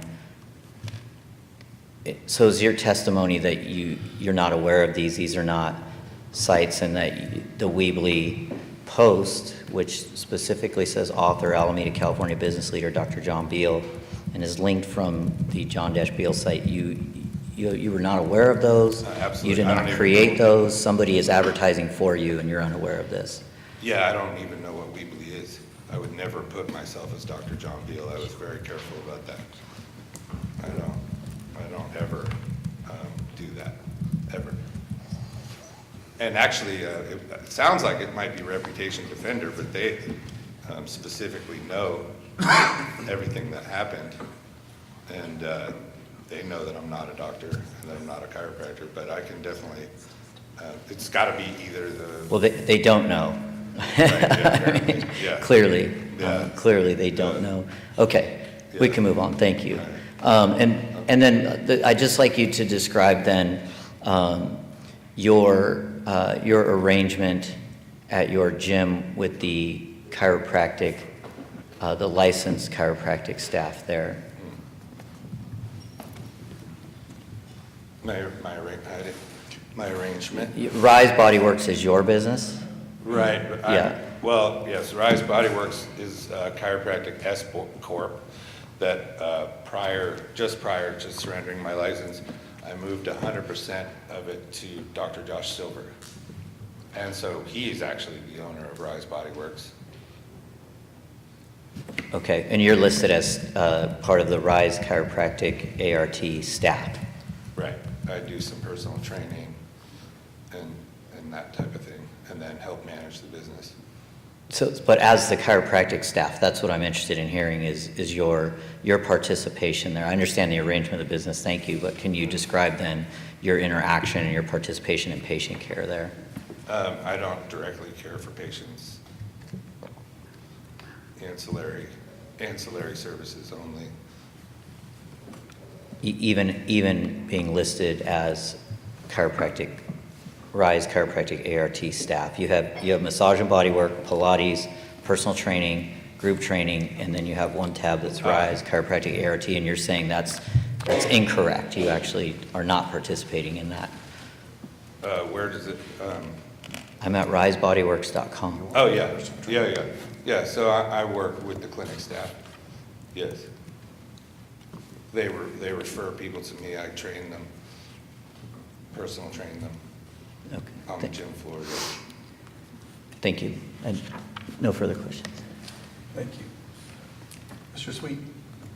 Yeah, I just had a couple of questions. We talked a lot about the boundaries issues that you had with patients.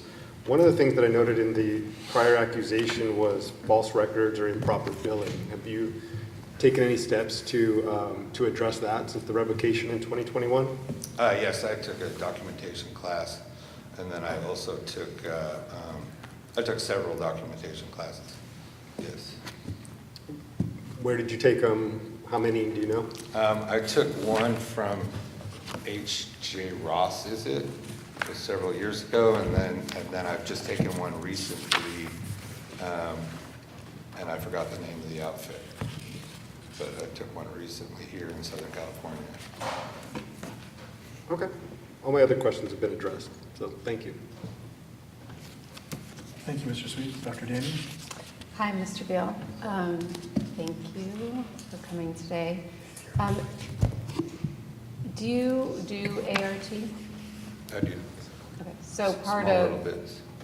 What's that?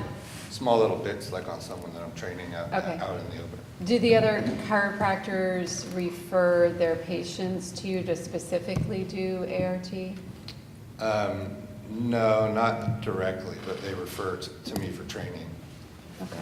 So you might do some hands-on ART during a training session if appropriate, is that fair? Stretching, yeah, stretching, all out in the gym. Okay.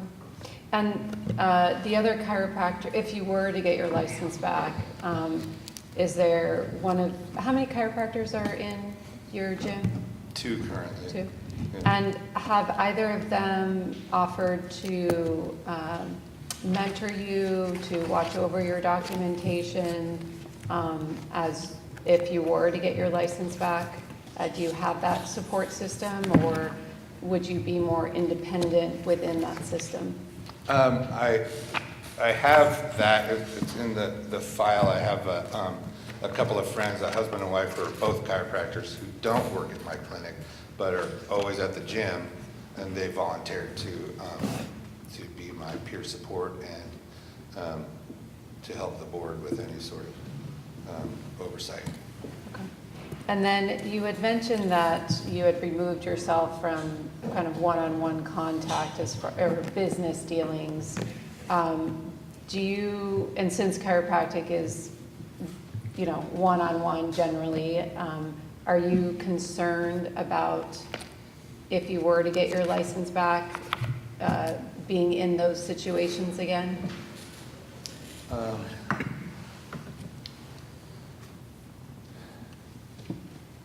It's an interesting question to answer, because on the one hand, I feel comfortable that I will not violate again.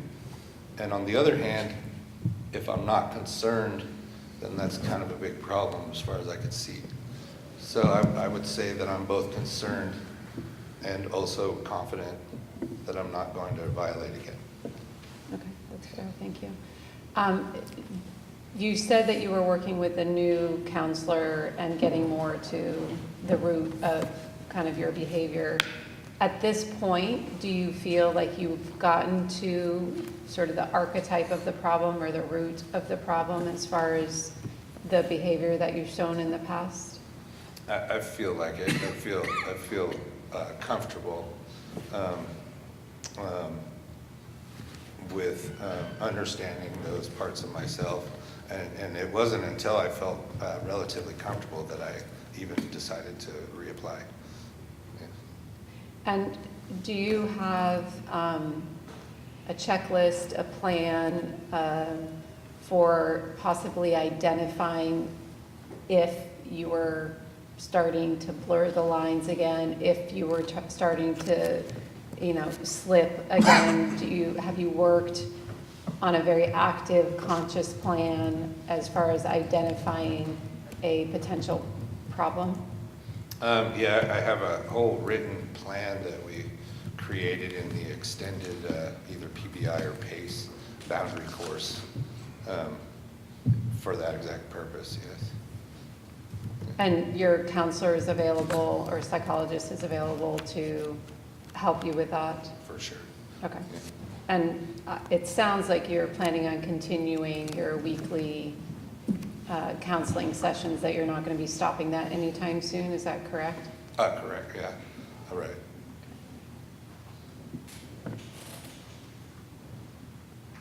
I think those are all my questions, thank you. Thank you, Dr. Daniels. First and foremost, I want to say I appreciate your candor, your honesty, and I know this has been difficult. I can sense that from you, and I know that you've, as I've reviewed your packet, I can see that you've done a lot of work. Is it safe to say, Mr. Beal, that there's still more to do? For sure. And that it's going to probably be a lifelong pursuit of peeling back these layers and getting to the depth? Is that fair to say? I think it's definitely fair to say. And you're committed to continuing your therapy? For sure. As well as... You see value in that? Oh, absolutely. That's the greatest thing I have going.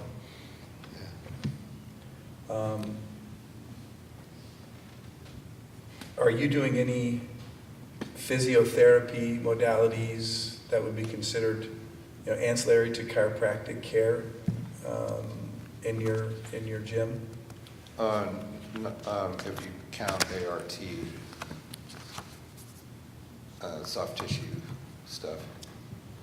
Okay, but you're not having a chiropractor in there write up a direction for you to do, say, laser therapy? No. Or anything like that? Nothing In your like that. clinic, They in do all of the that. gym?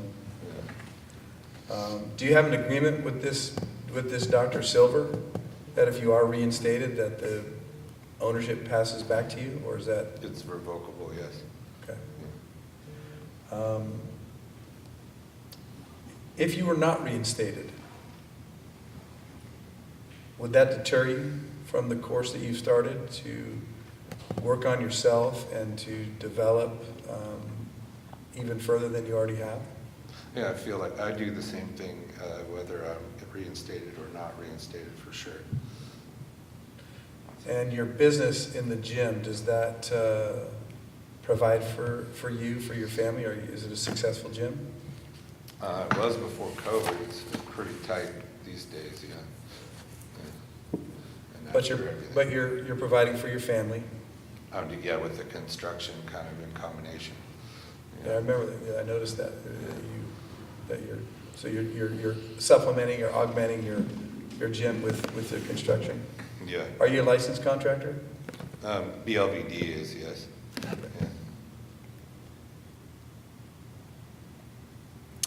Were you ever identified in your psychiatric or your therapeutic pursuits with having a sex addiction? No. Yeah, okay, that was never something you were diagnosed with? No. Would you consider yourself at that time that you were those areas? Was that a pretty strong proclivity that you had at the time?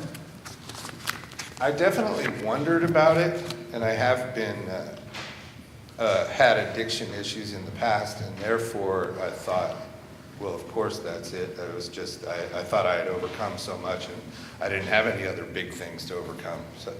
So here we are, sex addiction.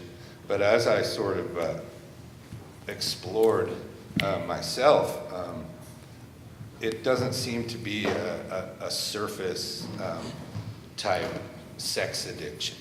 I've never had any problems with, I won't list what goes along with sex addiction.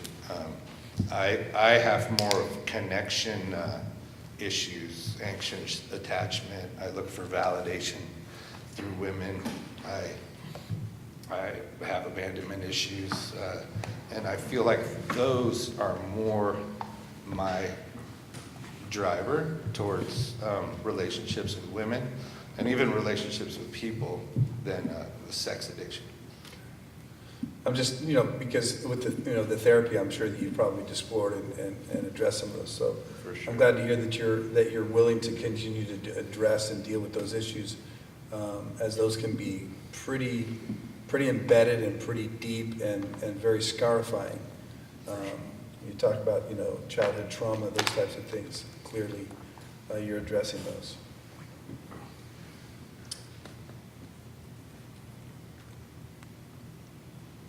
I find myself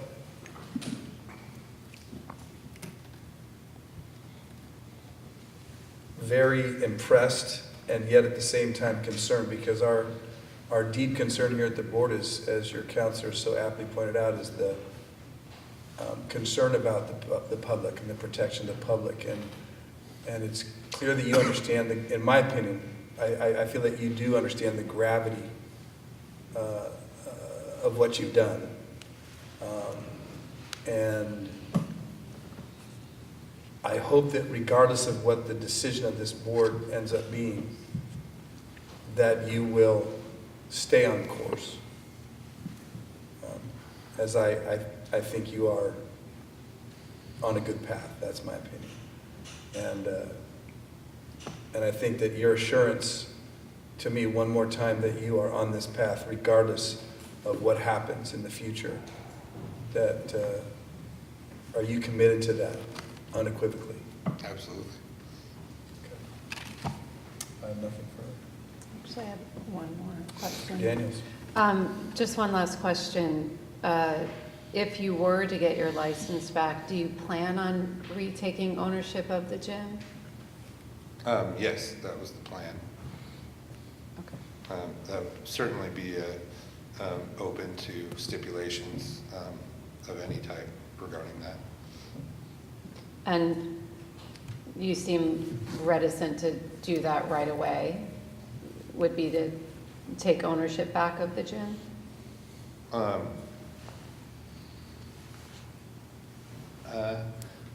I guess I haven't considered that, or that being an important thing for me. Yeah, I don't feel chomping at the bit to take back ownership of the gym. So would you be, if you were to get your license back, would you be okay as working for the gym and not owning the gym? If that's what the board felt like was more appropriate, yes, I'd be open. All right, no more questions, thank you. Anything else? I'd like to clarify one thing, Yes. if I may. Are there occasions when Dr. Silver and you see the same patient, same client, I guess, for you, patient for him? Like- Same day? Oh, on the same day? There may have been, but not generally. There's no arrangement. People will book personal training with me just kind of whenever. There's no sort of formal, the people can book me for personal training whenever they want. There's no, like, Dr. Silver doesn't say, you're gonna go train that guy, if that makes sense. So he does his own, the same type of manual therapy and rehabilitation that you do? He does adjusting and deep tissue and ultrasound and stim and cupping, and I do training. So he's not apt to bill or code? I assume he bills insurance, I assume you take Sometimes. insurance, okay. It's not much of an insurance place, but yeah. So he's not apt to bill or code the typical exercise code, say the basic Therax 97110? Oh, no. He does not do that? No. And you don't do that for him? No. On visits, same day? That's your No. testimony? Oh, you mean like, yeah, I see what you're saying, like a chiropractic office, it's like you see this person, that person, and then the doctor bills for all those things. No. Yeah, and that you're doing the rehab side for him, that's what I'm asking. I want to be clear on that. No, they pay with cash for me to personal train online and just book themselves into my schedule and pay with cash. Okay. Yeah. Thank you. I'm going to circle back real quick on, you understand that, that most cases, when there's been sexual misconduct, that you will be required to have a chaperone for a time if there's probation and those types of things. You're prepared for that? Yes. To have somebody that's going to be with you? Yes. Observing? Yes. All right. Dr. Sweet, anything else? No. Dr. Pierce, circle back at all? Dr. Daniels? Okay. Turn it back to you, Your Honor. Thank you. Mr. Weinberg, do you wish to make a closing statement on behalf of your client? I had planned one that was going to rival Abraham Lincoln when I was driving here, but I really think that the board has gotten to the bottom of it, and I trust the board, and I rest. Mr. Liu? Your Honor, I don't know, did we address the issues of admitting the evidence? Oh, We got to yes, that. thank I'm you not very sure. much. Thank you for the reminder. There is an exhibit. Mr. Liu, do you want to introduce it? Yes, sure. I'd like to mark the for identification and offered evidence as Exhibit 1, the petition packet for this case. It's my understanding the board members and the petitioner have been provided a copy of the same set of documents as the exhibit. It includes a copy of the notice of today's hearing and the declaration of service. Number 2, Mr. Beal's application for reinstatement of his surrendered license and the attachments prepared and submitted by Mr. Beal in support of his application to the board. Number 3 is a log of the continuing education prepared by board staff. Number 4 is a certificate of Mr. Beal's license history. And number 5 is certified copies of Mr. Beal's prior disciplinary documents on file with the board. Is this a single exhibit, though? Yes, sure. It is, all right. And is there an objection, Mr. Weinberg, to having this admitted? None. All right, then And I appreciate the court reminding us. It was Mr. Liu who Oh, reminded me. sorry. Mr. Wu, I thank him. The documents collectively marked 1 for identification as described by Mr. Liu are admitted. All right, with that, well, the hearing is adjourned. Ms. Sanchez, any spellings or anything you're missing? All right, and let me ask about the time in your records. And the pages, if a transcript were to be prepared? 30. Thank you, everybody. The hearing portion of this meeting is adjourned. Thank you, thank you. Thank Thank you you, much. students. Thank you. We appreciate your time and your decorum. You guys were wonderful. Go forth and serve and have a great day.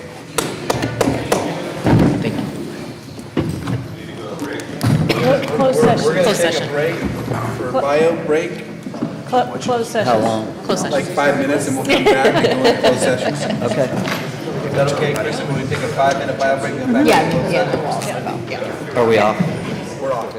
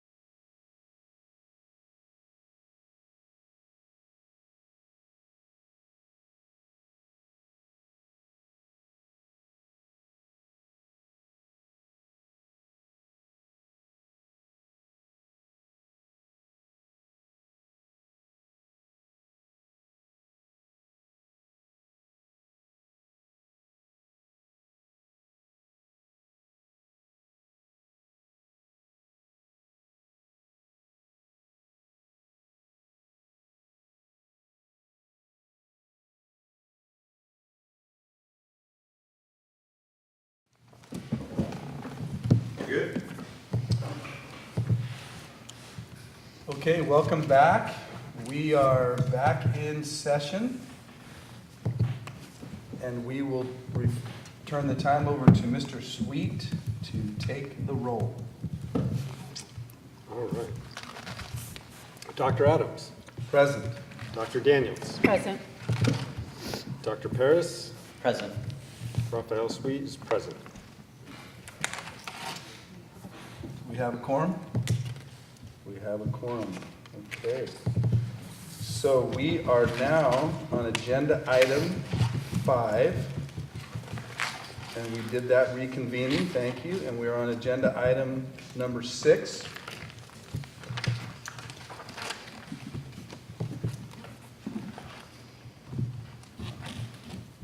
So we are ready for public comment on any agenda items that are not, public comment for items not on the agenda. So the public may address the board at this time, and it's up to you to identify yourselves voluntarily if you'd like, but your name will be recorded in the official minutes. So we will now open public comment for any items not on the agenda. Any comments by the board? Hearing none. You have a comment, public comment? I do. Well, come forward. Yes, so you can be picked up on the mic. If you want a close-up shot, sit here. I'll stay here, I'm good. All right, hi, I'm Chris Green, Dr. Chris Green. And I just want to make a comment. I don't see it on the agenda, but if it comes up, and that it has to do with Section 318A for documentation. And when that's, I know there's proposed language for change to 318A.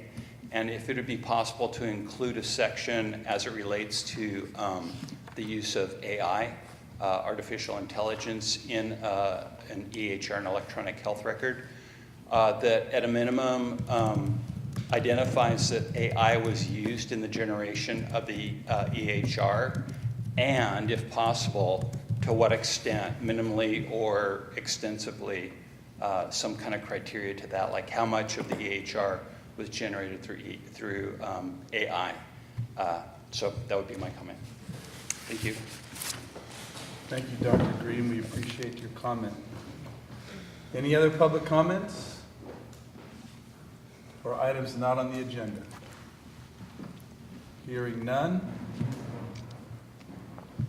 I guess I don't have to open it for public comment since that's what we did anyway. Yes, that's what you did, yeah. All right, well then we'll move on to agenda item number 7, and that is my report. We'll go through this quick. We heard from Dr. Scrinch earlier today, and we want to thank him once again for his him and his staff and the students and their participation in our meeting today, and for them offering the school is a place for us to hold this meeting. We really appreciate that. It's been a wonderful day so far, and we think a lot of the students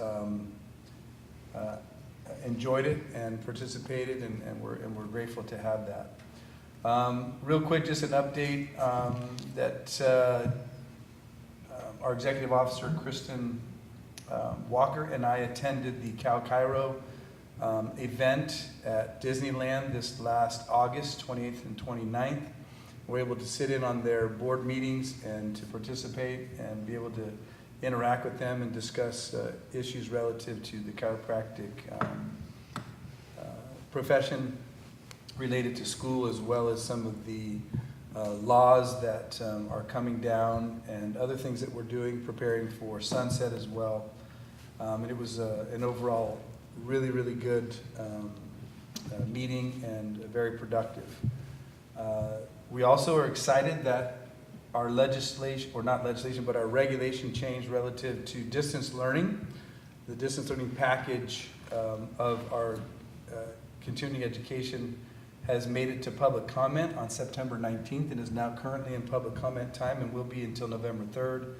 So assuming there's no adverse comments on November 3rd, and then shortly after that, if we have to address anything, That package should be off, I think, back to the administrative law, which will hopefully then will make it law for distance learning, which we're happy to have, and probably a soft start either by December, mid-December, or for sure, hopefully by January 1st would be reasonable. Also, we're in deep preparations for the upcoming Sunset 2026, and the preparation is ongoing, and I've been meeting with our executive officer weekly and discussing that, and we have some other issues coming up, which will be in a short November board meeting where we'll finalize some things in preparation for that process. And then just continuing our goal for seeking opportunities to work with the legislature to strengthen our consumer protection and our mission during the sunset review process. It's becoming clear that we can utilize the legislation more effectively than we have to get some of the things that we want to accomplish, and that can streamline and make things a little bit quicker for us as opposed to going through the reg process, which is laboriously difficult at times and quite slow and time consuming. So with that, and I think Dr. Parrish, you're going to touch later on the visit to Omaha to FCLB, so I will not steal your time there. So with that, I will open it up to the board for any questions or discussion about anything that I've reported on. Hearing none, is there any comments from the public on agenda item 7? All right, then we will move to agenda item 8, since there's no motion or anything we have to take care of there. So update on the September 26, 27, here we go. Agenda item 8, we'll turn that time to Dr. Parrish to bring us up to speed on the FCLB meeting in Omaha. Thank you, Chair Adams. So Dr. Adams and I attended the Districts 1 and 4 regional meetings for FCLB, September 26th and 27th in Omaha, Nebraska. Omaha was surprisingly beautiful and just a really great area. Just briefly on FCLB for the public, it's really one of the groups that we're very closely aligned in that we share the mission of public protection. And this meeting really serves in bringing the regulatory leadership nationally together across the chiropractic profession. There's a tremendous information exchange that goes on at this meeting and also at their annual conference, which I'll touch on later briefly. We do a combined meeting with District 1, and we are in District 4, which Dr. Adams is our delegate, and I serve outside of my board role. I serve as a director for District 4. And that basically encompasses the western half of the United States between those two districts. It includes some international members, Australia, New Zealand, etc. And FCLB serves a service role for the chiropractic profession, reducing workloads, centralizing information, and creating opportunities for network and regulatory education. They run services for boards including PACE and SINBAD, which is the Chiropractic Information Network Board Action Database. And at this particular meeting, we get updates on all of their services that our board utilizes and participates in. And there's also really robust roundtable discussions on numerous topics around regulation, disciplinary topics, board operations, etc. And I believe in the packet is the agenda, so if you want to detail some of those roundtable topics, there's an agenda in the packet to look at. So we received updates from CCE, EBAS, and NBCE, and then updates on all of the programs like PACE and the Recognized Chiropractic Specialty Program, etc. Probably the bigger update for this board is that it is public now that NBCE and FCLB are exploring combining into one organization, one group, one board. And again, it's in the early stage exploration, but they've agreed to move forward with looking at the prospect of having one group. So that was kind of the big announcement to come out of this meeting. And I'll take any questions from the board or staff. Hearing none? I do have one quick question. What is Yeah. your opinion on the Sure. combination of FCLB and MBCE? Do you like the synergy that it could create? My personal opinion, yes. I think there's lots of reasons for it to be a combined organization with separate pieces, you know. And yeah, and I think there's many efficiencies that come out of combining those two. So yeah, looking forward to seeing, you know, moving forward and seeing how the specifics of that plays out. Thank you. And thank you. That's all I have.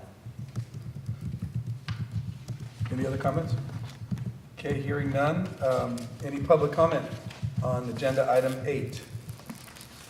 Okay, moving on to agenda item 9, Department of Consumer Affairs report. We'll refer that to Ms. Walker to give us an update. That's right. Thank you. So I'm going to deliver an update on behalf of the Department of Consumer Affairs, beginning with the governor's reorganization plan.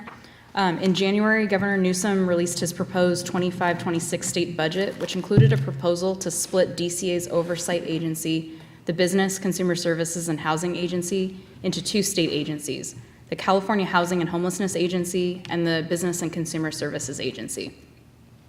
After public hearings and review by the Little Hoover Commission and the legislature, DCA is pleased to share that the governor's reorganization plan was enacted on July 5th.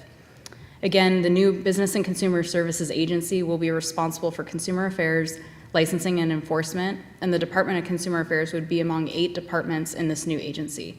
The 2 new agencies will officially become operative on July 1 of 2026, and then DCA continues to participate in multiple agency work groups on the logistics required to transition to the new agency, and they will keep the board and bureau leadership apprised throughout the months ahead. There's also an update from DCA on the annual report. The DCA annual report is one of the department's biggest projects. Staff work on this project throughout the year, gathering information and statistical data in order to compile a comprehensive report about the department's actions to submit to the legislature. On behalf of the director, thank you, board staff, for efforts and contributions. Published to the DCA website this summer, the annual report has a wealth of information and memorializes all the great work done by so many throughout the department. DCA encourages board members to take the time to review it and use it as a resource. And I will email it out to all the board so you have a direct link. There's also an update here on board member orientation. As you may remember, board member orientation, or BMOT as it's referred to within the department, must be completed within 1 year of appointment and reappointment to the board. The next session will be held on October 22nd. Board members can register for BMOT using DCA's Learning Management System, or LMS, and then please reach out to Board and Bureau Relations with any questions or assistance. The 2026 BMOT dates will be announced next month. There's also an announcement here on some new additions to the DCA executive team, DCA and myself included as well. Very excited to announce that the governor recently appointed leaders to DCA's Board and Bureau Relations team. Lucy Saldivar is serving as the Board and Bureau Relations' new deputy director, and she will join the department on October 20th. Lucy has served as Chief of Staff in the Office of Assemblymember Lisa Calderon since 2022 and Legislative Director from 2021 to 2022. She held multiple roles in the Office of Assemblymember Irwin from 2017 to 2021, including a Legislative Assistant and a Jesse M. Unruh Assembly Fellow. Saldivar is a member of Hope Leadership Institute and the California Latino Capital Association Foundation. So we look forward to her joining the department, and then I'm sure you'll see her presence at a future meeting to introduce herself to you as well. Another announcement out of Board and Bureau Relations is that Shelley Jones began serving as the new Assistant Deputy Director of Board and Bureau Relations on September 25th. Shelley brings 29 years of experience working with the boards and gubernatorial appointees. She's been with the department since 2015, serving in several capacities with Board and Bureau Relations as well as DCA's Solid and Organizational Improvement Offices. Prior to joining DCA, she served in multiple roles at the Juvenile Parole Board of the California Department of Corrections. We are very excited to have this new Board and Bureau Relations team in place to serve and assist the boards and bureaus. And in closing, DCA thanks the board for the opportunity to share these updates today. Wonderful. questions, comments from the board? I just had a quick question on the BMOTs. Approximately how often are those spaced out? They're generally about twice a year, 2 to 3 times a year. Okay, just curious. That's all. Any other? Any public comment on agenda item number 9? Hearing none, we will move on to agenda item 10, which we will be tabling as we're ahead agenda. Michael Charan is in meetings, so we will push that off. Hopefully he'll be able to join us at 2:15 and give us an update from Southern California University. So we'll move to item number 11, review and possible approval of August 1st, 2025 board meetings. Open this up for questions or discussion, or we'll entertain a motion. I'll move to approve the August 1st, 2025 board meeting minutes. I'll second. Okay, any discussion? All right, Mr. Sweet, would you take the roll? Public comment? Pardon? Public comment. Oh, sorry. Public comment on agenda item number 11. Thank you for the reminder. Okay, Mr. Sweet, would you please take the roll? Yes, Dr. Adams? Yes. Dr. Daniels? Yes. Dr. Paris? Yes. Raphael Sweet? Yes. Motion passed. Thank you. Okay. Then let's move to agenda item number 12.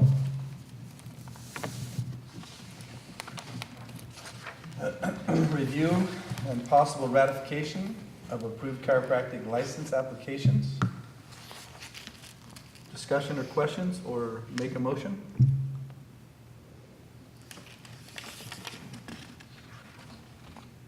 I'll make a motion to approve the ratification of the Doctor of Chiropractic licenses. I'll second. Any other discussion? Any public comment on agenda item 12? Mr. Sweet, would you call the roll? Yes. Dr. Adams? Yes. Dr. Daniels? Yes. Dr. Paris? Yes. Raphael Sweet? Yes. The motion passes. Thank you. And agenda item 13, review and possible approval of new continuing education provider applications. Questions or comments from the board? Motion to approve? I second. Is there any public comment on agenda item 13? Hearing none, Mr. Sweet, would you call the roll? Yes. Dr. Adams? Yes. Dr. Daniels? Yes. Dr. Paris? Yes. Raphael Sweet? Yes. Motion passes. Okay. Agenda item 14, we'll turn the time to Ms. Walker for her executive officer's report and updates. Sure, thank you. I'm going to start with a brief update on what staff's really been focusing on since our last meeting on August 1st has been wrapping up a lot of the effort that goes into the latest DCA annual report that covers our fiscal year ending on June 30th. So we've put together our statistics for licensing and enforcement. We've also put together some highlights for the board for inclusion in that report. And what I wanted to touch on is one of the items that came out of that development and working on the annual report has actually been starting a partnership with DCA as it relates to our use of the Connect system and standardizing our metrics that we're using for licensing and enforcement. What we were finding was the director's been working on a project to try to standardize data across the entire department so that they can develop automated reports that staff can utilize to better run data, and then also by standardizing, we can better compare the data that we have from program to program, and there's just that standardization that comes about. What we found through that effort was with the way the Connect system was designed, we're kind of siloed in our own data set as far as what we're using, especially on the enforcement side of gathering the metrics. So as the DCA team gets through completing the annual report, they do have we've been in discussions of starting a project where they can help kind of guide us into more standardized data that we can use in our Connect system and then roll out so that we have a little bit better metrics and reporting and more on-demand reporting as we go into the future. So that was one of the key items on the annual report I wanted to make sure to touch on. We've been doing a lot on the IT side and getting projects moving again when it comes to not only Connect, but then our website redesign. So with the Connect system, we had initially been planning to do that, we call it the version 4 conversion, but basically upgrading to the latest version of the Connect software. The advantage of doing that is it has a lot more features out of the box that we can use. So rather than having to go through and pay the contractor to build something for us, they've got more functionality that we can just go in and through our IT team have them actually update applications, change formatting around without us having to utilize those funds through the vendor. We can use our existing DCA resources. So that project was initially slated for, I want to say it was about a year ago that they were going to work on it, and then there was limits in vendor resources, so it got put on hold. They are bringing that project back forth again. So right now, DCA's Office of Information Services is completing the documentation of our existing workflow and data mapping everything we have in the current version of Connect, so they can help us prepare for that upgrade to the new version of the platform. The initial estimate that's coming out now for this, this refreshed upgrade effort is about a 6-month commitment. So we're kind of looking at spring 2026 to get it done. For implementation? For implementation. So we're looking at a six-month kind of build and testing phase, and then ideally rolling it out in the spring. We do remain kind of the guinea pig with this effort. There's other programs as well that are on the older version of the software, but they've identified us as being the ones that they're going to test it on just because we're a bit of a smaller program, but we're also willing and really seeking to get to that, that new version with more out-of-the-box functionality. Where that leaves us now is with continuing education development. We're doing an assessment to find out if it's going to be more advantageous for us to try to build it in the current version of the software and then upgrade, or if we're going to instead wait for that upgrade and then roll it out there. So we're just measuring the difference of what they have out of the box for continuing education in the new version of the system before we make that decision. We should know something probably definitely by the end of this calendar year on which direction we plan to go. But we've been behind the scenes doing quite a bit of work there on getting things moving again with the Connect project. We also have a new project set up. It's been one of the board's strategic plan objectives to redesign the website and update all of our content. We officially have the project now in place to do that. So what we're gonna be doing it still in phases where we've identified the obsolete information that's already on the website. So we're gonna be working with each of the committees to look at their content and help us work on that. And then we'll likely go through the Government Public Affairs Committee on the look and the branding, because we're also gonna have to make decisions as far as how we visually want it to look, what kind of color schemes we want to use, and things to that effect. So we'll run those recommendations through Government Public Affairs and up to the board. So we do have movement on that as well. Anticipated completion date for that website redesign is also in March of next year. So, any questions on IT before I move on to a different topic? No? Okay. Dr. Adams briefly mentioned it during his chair's report, but staff is looking to have we're seeking to have a WebEx meeting in November, likely only going to need about an hour to an hour and a half of the board's time. The purpose of that meeting is going to be to do a few things in preparation for sunset. One, of course, is to review the final draft of the report, and then we'd be seeking a motion from the board to basically approve the report, but then delegate some additional authority to the chair and vice chair to make any additional edits as may be needed. The second item that we would put on that agenda is the elections. So we'll talk about this a little bit when we get into the nomination phase, but although we typically do them at the January meeting of every year, it would be difficult for us to go into sunset if we don't officially know who is going to be in the board officer positions going into that report. So we'd like to hold that meeting through WebEx and just conduct the election in November with an effective date of January, so that way we know what 2026 is going to look like a little bit in advance. And then the third item that we would include on that agenda, actually there'd be four. So if we can get text done on the disciplinary guidelines, we'd be presenting that to the board. But then the fourth item would be, we have the open distance learning regulation package. We've yet to receive any adverse comments, but if we do receive an adverse comment, we'd utilize that time for the board to review the comment, formally respond, and make a motion so that we can continue moving that package forward. We're tentatively looking at, I believe it's Friday, November 7th, but I will send an email out to the board so you can check your calendars and see if that date will work. But we do need to get something on the calendar in November to wrap up the sunset report process. A few other items to touch on. I did want to update the board. On August 25th, the Senate Business Professions and Economic Development Committee held an informational hearing about animal chiropractic. Well, actually, it was on the role of human healthcare practitioners in animal care, so it included animal chiropractic and animal physical therapy. It was an informational hearing, and it included presentations from a number of different programs, the Nevada Board for Veterinary Medical Examiners, the Kentucky Board of Veterinary Examiners, UC Davis School of Veterinary Medicine, and then the American Veterinary Chiropractic Association and the Canine Rehabilitation Institute. It also included some brief testimony from the executive officers of this board, the Veterinary Medical Board, and the Physical Therapy Board, primarily geared around what we currently do in our existing structure when it comes to licensure and regulation. They didn't get too much into the policy aspects of the proposals, that the bills that are pending, and anything to that effect wasn't part of the discussion. It was more just understanding what the boards currently do and what kind of capabilities they would have when it comes to enforcement. Along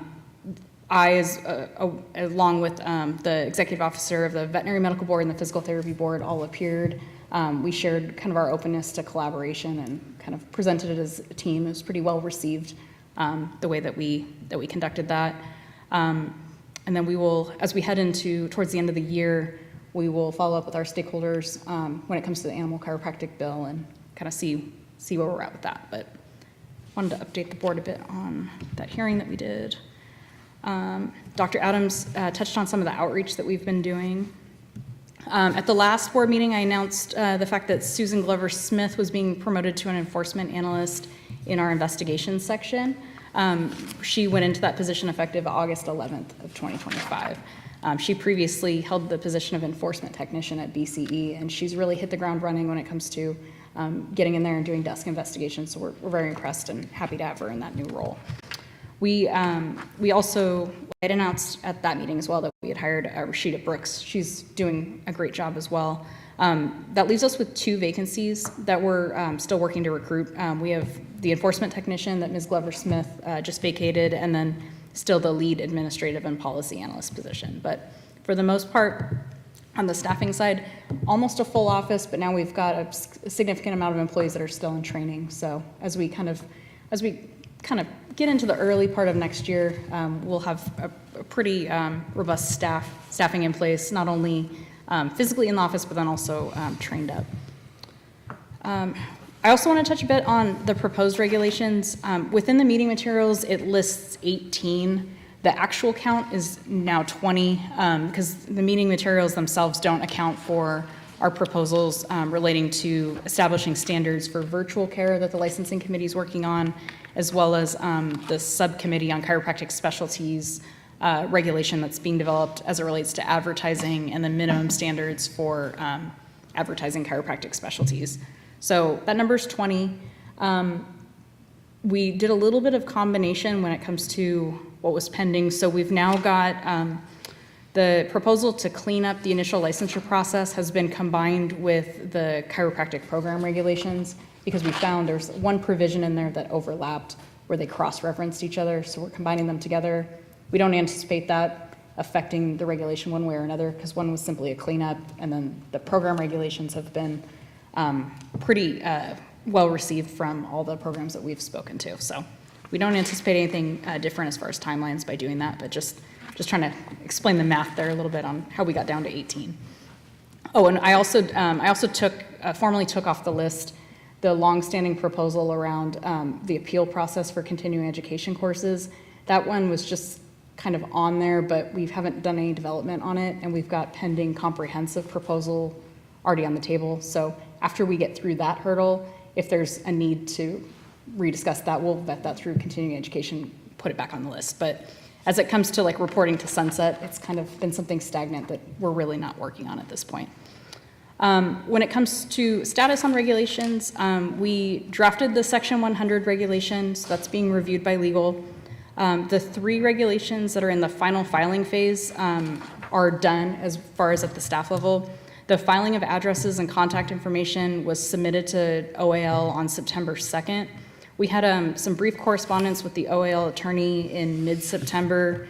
They had us correct just some language on how we were citing to the act in our text.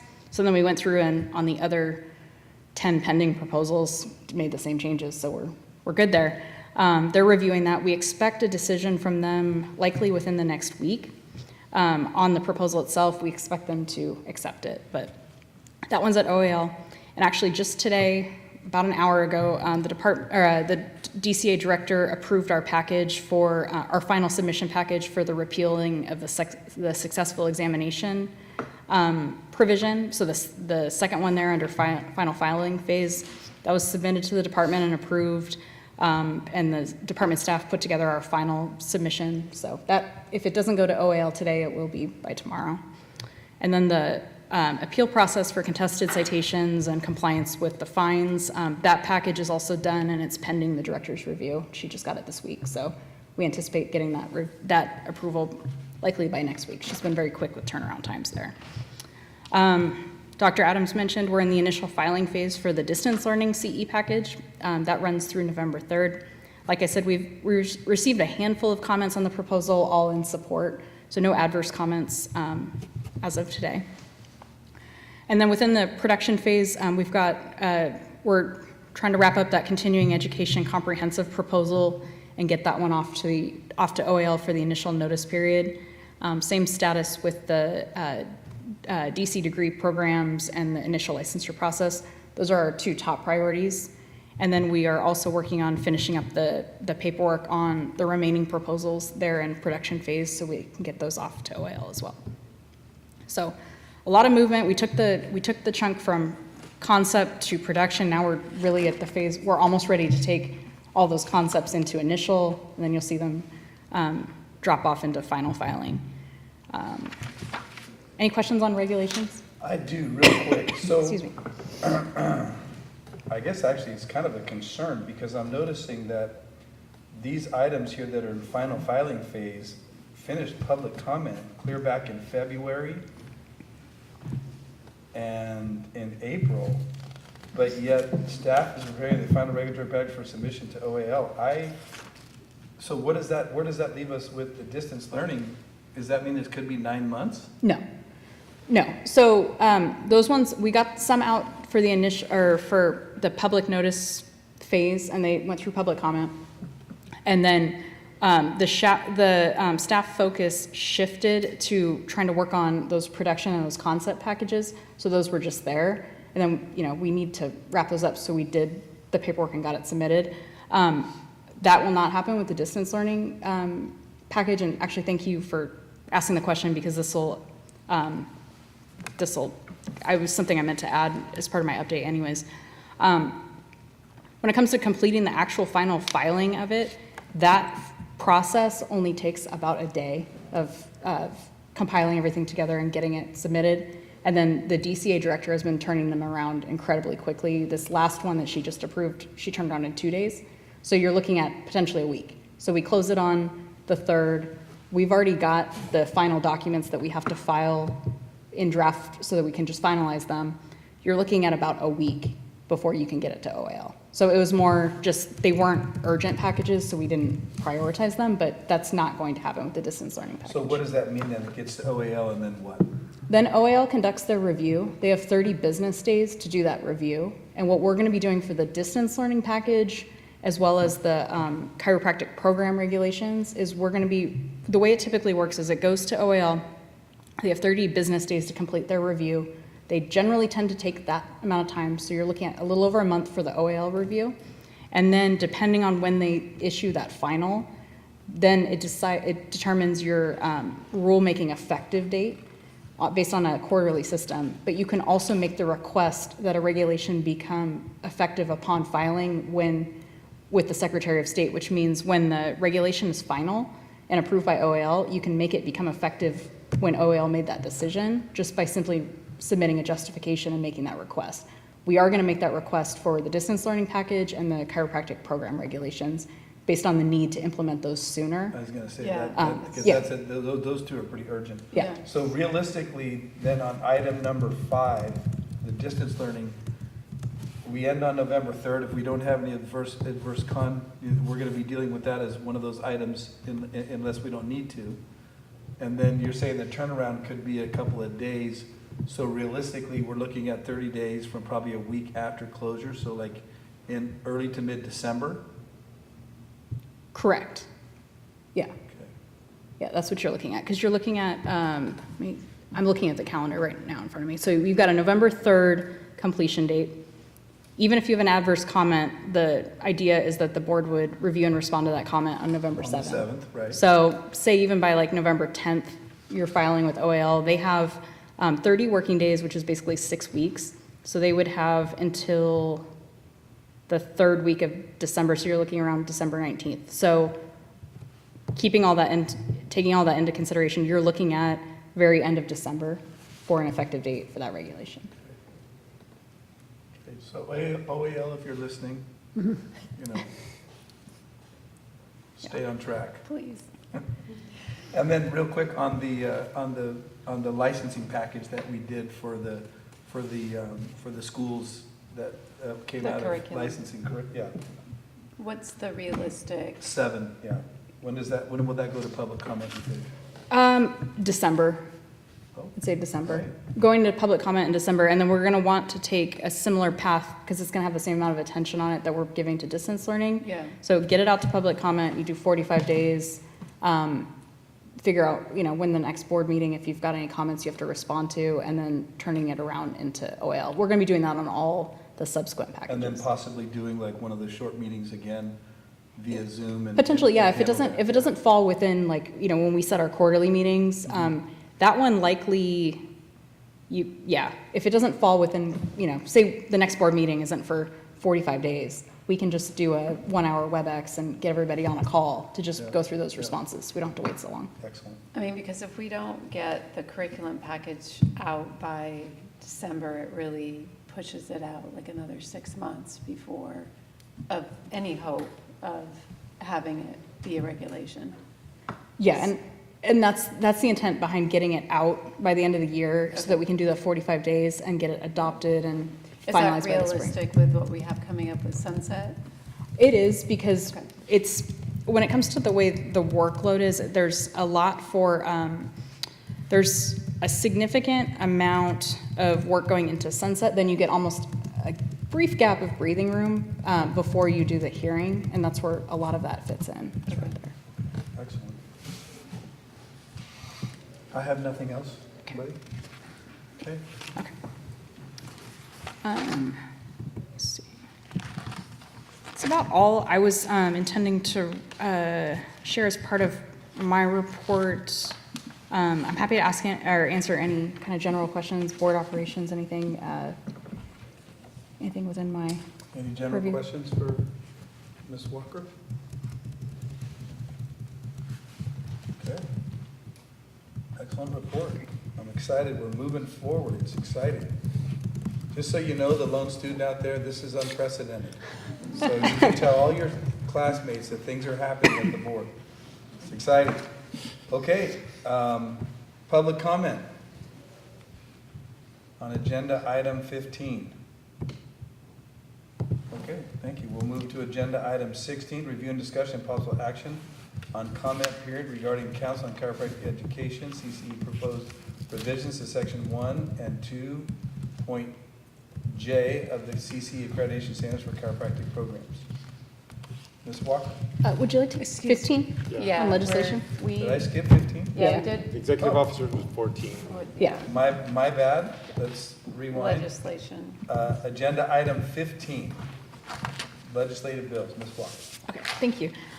So there's 7 bills in total on the agenda. The board has seen all of them, so I won't go into great detail on every single bill. Just some updates there. AB 260 was signed by the governor. That's the bill that relates to, it does a number of things, but for our purposes, it prohibits a healing arts board from suspending or revoking a license, otherwise taking disciplinary action or denying a license based on conduct that relating to sexual and reproductive care that would be lawful in California. As far as implementation of that bill, it's very simple for our board because we don't take disciplinary action based on something that would have been lawful had they done it in this state anyways. So we already had that landscape in effect. This bill just makes it on a very specific topic. This bill was signed into law by the governor on September 26th with an urgency statute, so it took effect immediately. So it's now already in effect. But just an update there. We've got AB 489 BONTA as it relates to the use of deceptive terms or letters in artificial intelligence.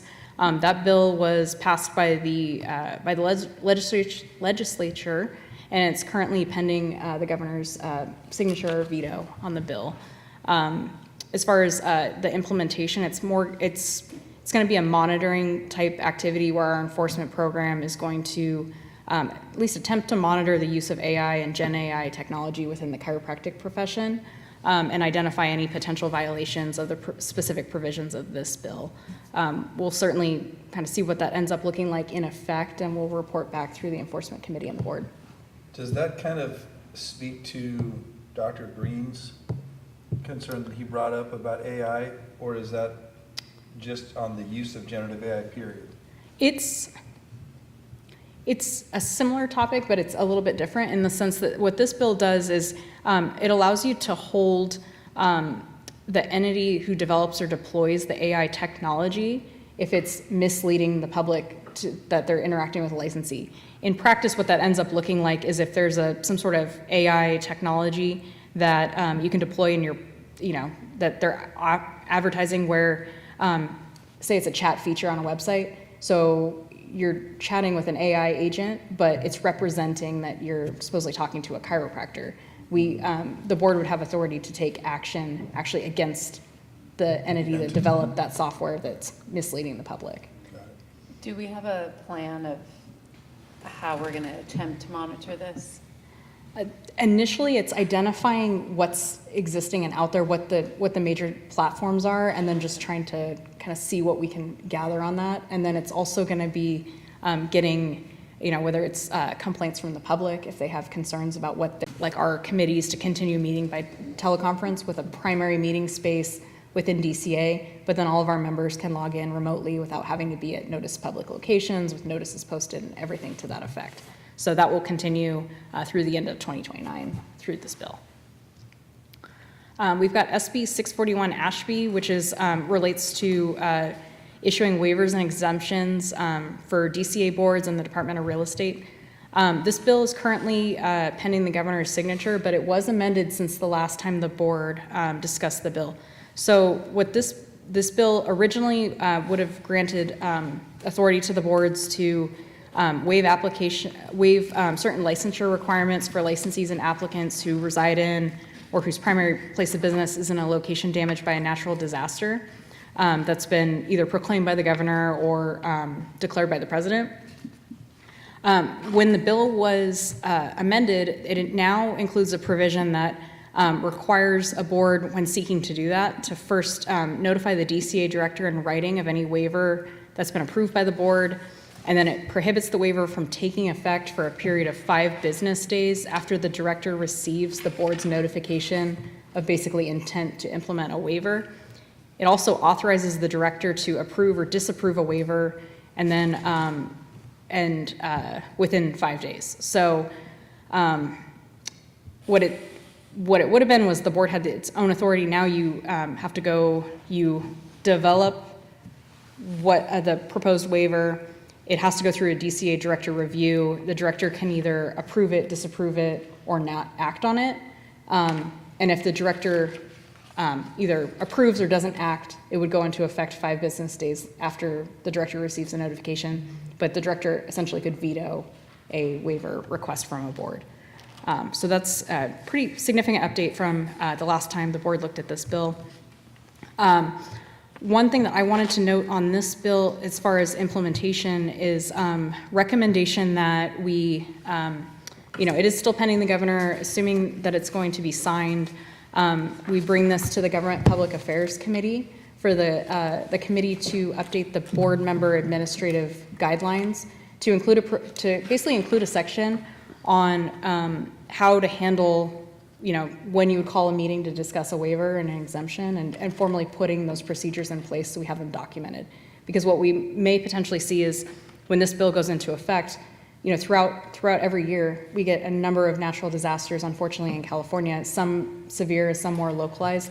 But how do we handle those requests when we start receiving them of when would you call a meeting and basically try to exercise this authority? So that's our recommendation as it relates to implementation, is let's update our board member administrative procedure manual to formally describe the process of, how that comes to be, whether it's, the vice chair and the chair, discuss it and then decide to place it on an agenda. But let's formalize that and document it so that we've got something procedurally that we can use. Do you have proposed language? Not yet, but I will. Okay. Yeah. SB 744 is a pretty simple bill. It was actually recently signed by the governor this week. It'll become effective at the beginning of the year, but all it really does is continue to recognize any of the schools that have national or regional accreditation as of January 1, 2025, to basically retain that recognition through July 1 of 2029, accrediting agencies, provided that they continue to operate in substantially the same manner as they did at the beginning of the year. And then we also have SB 861, which is pending the governor's signature. This is a very large cleanup bill relating to DCA, but within that cleanup bill, it includes our proposal to add DCA to the list of programs with statutory authority to receive criminal history information from DOJ and the FBI. By adding the board to this list, what it does is it gives us explicit authority to receive certified arrests, convictions, and other documentation that we need for our applicant and licensee investigations. Right now, sometimes we run into a little bit of challenges with certain areas where we're trying to get documents, and we have to sometimes go through either the Attorney General's office or use Division of Investigation to assist us. This is going to give us a little bit better authority so we can get through some of those hurdles when an agency isn't wanting to release documents to us. So we're anticipating a signature on this bill, and then it would be formally become effective at the beginning of the year. And there's probably some cost savings associated with that, time delays. Yes. Cost savings. Definitely, yes. So just a brief legislative update.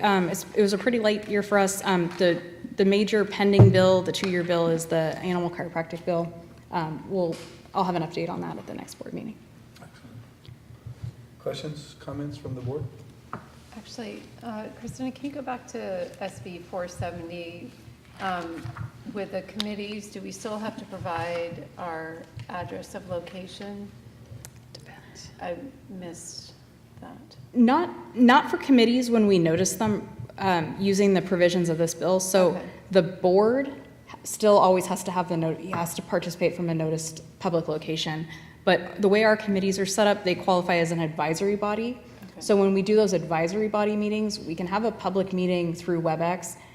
Staff sets up a public meeting space within DCA headquarters that we can use. But the members have to be in a place that's Correct. accessible by the public. Right, for committee meetings only. Great. Okay. Yeah. Perfect. You can log in from anywhere, but with a video connection. Yeah, okay. Just as long as there's a public place where somebody can attend. Right, which we use DCA for that. Yeah, Right. that'll be very helpful. Yeah. Comments, any questions? Okay, public comment on item 15. Dr. Green, come forward.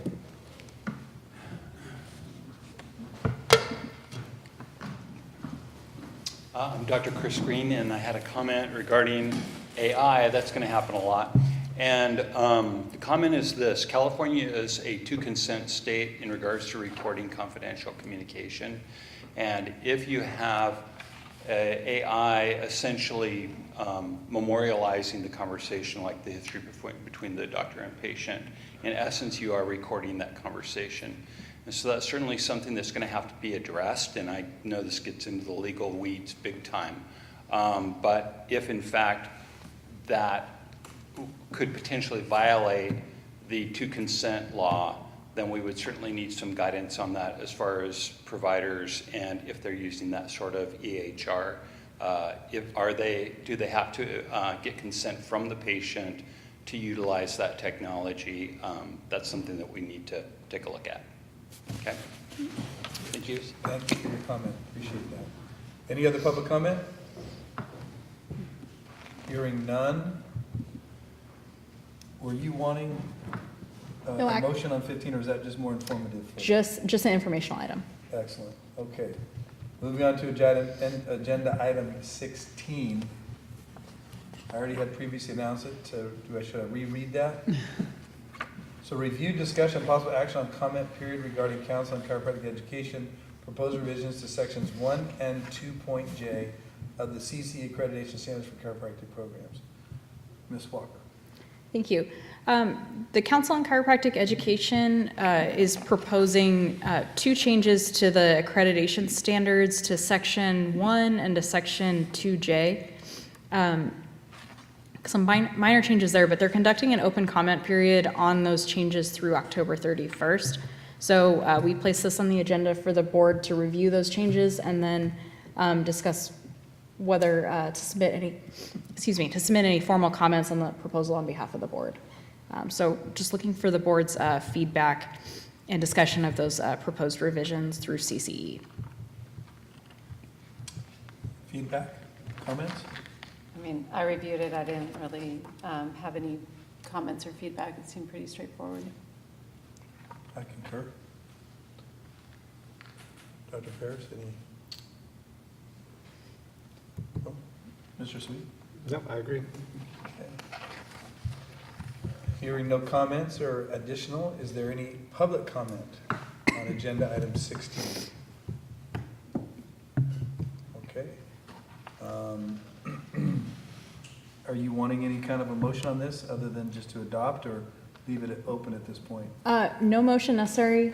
We would just wanted a motion if there was a comment that was going to get submitted on behalf of the board. So if there's no comments adversely, so we'll move on then to agenda item 17. Review, discussion, and possible action on regulatory proposal to update the board's disciplinary guidelines and model disciplinary orders, implement the uniform standards for substance abusing licensees, and specify the process for filing petitions for reinstatement of revoked or surrendered licenses, reduction of penalty, and early termination of probation. Amend California Code of Regulations Title 16, Section 384, add Section 385, and repeal Section 386. Ms. Walker. So this one is actually just going to be an update item. Our intent from staff is to finalize the language that's proposed for updating the guidelines, and then also specifying the process formally for filing petitions for reinstatement of revoked or surrendered licenses, reduction of penalty, early termination of probation. Some of the key points there as far as what that proposal entails, it's implementing the uniform standards for substance abusing licensees, the board's heard about a few times, and then formally establishing the requirements for filing petitions for before the board. And notably, part of that those petition process is getting recommendations or letters, character references, if you will, from other peers, other colleagues as part of the petition packet. So we're working on wrapping up that language. The one item that I just wanted to have a brief discussion with the board about is with what we're finding when we're doing our probation monitoring is we're still trying to find the most effective tool when it comes to practice monitoring. So under our current disciplinary guidelines, we've got the billing monitor language that we've already identified as problematic because it triggers requiring a CPA to monitor the billing. As we know, a CPA doesn't understand chiropractic, so while they know if the accounting measures are within standard guidelines, they can't say one way or another, whether there's a billing issue. So that language has been replaced with practice monitoring that's a little bit broader, that allows for not only, it includes records review of the patient encounter and then how it relates to billing. The one item that we're still kind of looking at and trying to figure out how to best incorporate in our guidelines is the practice monitoring. We've been using it in our stipulated settlements. It's been working better than the billing monitoring, but the question kind of still remains of what we're doing to either inspect or audit or verify compliance on our side, how we infuse our own expert into providing us with a report based on their findings. Because one of my concerns when we see with the probation monitoring is that we know there were violations that got somebody placed on probation, but with the practice monitoring reports that we're receiving at the staff level when it comes to probation monitoring, we're not getting what I would expect to see in a report, which is, the monitor went in, did a review, identified, these minor issues, counseled them on, the appropriate billing or the appropriate issue, and that they're going to follow up. Instead, we're getting reports saying that, there's no issues found. So it's not quite making sense. And then we also have a bit of some concern there of, there is a bit of the conflict of interest in that the probationer selects their monitor, they're compensating the monitor, and then in return, the monitor is returning reports. So how do we infuse a little bit more of an independent body into that process? So Some unbiased, potential bias versus unbiased. exactly. So we had some discussions with Department of Consumer Affairs Division of Investigation was giving us some kind of high-level information about the way the Physical Therapy Board operates and how when they conduct inspections, they bring an expert along, a board expert, and the board expert actually does the review and renders reports. So we want to have some conversations with physical therapy to see what that looks like in practice, but see how we can maybe infuse that into our own guidelines as well, whether it's like we keep practice monitoring, but then we also have a bit more authority when it comes to inspecting the premises so that we can bring in our own independent expert and get guidance on our side. So when they say a board specialist, are they saying like a PT, a licensed PT that's hired by the board who understands the practice of PT and the billing of PT? That Yes, type of a thing? it's similar to the same kind of expert consultants that we use when evaluating enforcement cases. They utilize that same process and use those experts to then come in and do some probation monitoring activities alongside with board staff. So we want to put together some sort of language or have a discussion at the enforcement committee level of what that would look like and put that in there so that we can better protect the public and kind of meet the need that we want. Because we're just, like I said, the practice monitoring was a step in the right direction, but we're just not, now that we've been using that language now for about 2 to 3 years, and it's, at least in the stipulated settlements, because we put that in instead of billing monitoring. It's better, but not quite what we want. So that's kind of the one remaining item that I'd say we still kind of have when it comes to disciplinary guidelines. What's the fiscal impact with the PT? Do they have numbers on how much that is? We'll get that information from them and share it with the board. I know that the PT board does have a mechanism in their disciplinary guidelines to invoice the probationer, so the probationer pays. I don't know if they pay the full cost or a portion of it, but we'd be trying to do something similar where we could potentially offset some of that through monitoring costs. And is there any sort of checklist or outline that the monitor is responsible for providing, meaning you have different categories and whoever goes in is required to fill out every single section so it addresses, practice monitoring, billing monitoring, pros, cons, and they have to write a full, report? Not yet. That's what we need. Okay. Not only on, when we've got, the petitioner picking their monitor that's reporting to us, but then also on the audit side, when we bring in our own expert, we should standardize something so we can get a standardized report. Yeah. Seems like one of the things that should be there, like when we submit reports, for example, to workers' comp, a PR2 report, we sign that under penalty of perjury, that the information to the best of our ability is true and correct. Things that a monitor could have, that if there's something like that they're submitting it, regardless of whether they're being paid for by the chiropractor or not for the monitoring. Seems like there should be what I'm representing that's happening is really happening. And correct me if I'm wrong, either Becky or Tammy, I believe the current monitors are signing something to that effect on the report when they submit them, or they're just submitting a report? No? Okay. Yeah, so there's definitely room for improvement when it comes to our practice monitoring and definitely standardization when it comes to reports. It also feeds in a little bit to the work Dr. Paris is helping staff with when it comes to expert reports on our complaint side as well. We would like some standardization in those reports because they vary right now. So. Anything else? No, that was it. Just, it's going to be an update item on here. This is our last large regulatory proposal that's remaining, so we do want to wrap this one up and move it along because you've got CE, Chiro program regs, and then our enforcement stuff. Those are, we talk about pretty comprehensive, complex proposals. We'd like to get this one wrapped up and then move it up through the board. Going back to previous, but is where's our large CE package? Where's that in the process? Are we still a little bit out on that one? A little bit. We're finishing up our fiscal impact analysis of that. So we've got the different components, and we're making sure that our estimates are fairly accurate, and that we're saying it's not going to result in any major hit to our fund. Is that like a spring 2026? Middle 2026? For completion, yes. The goal is to get those moving by the end of the year as well. It's all of those production phase packages. We're doing our best to get those wrapped up and moved along. Excellent. Yeah. Okay. Questions or comments from the board on agenda item 17?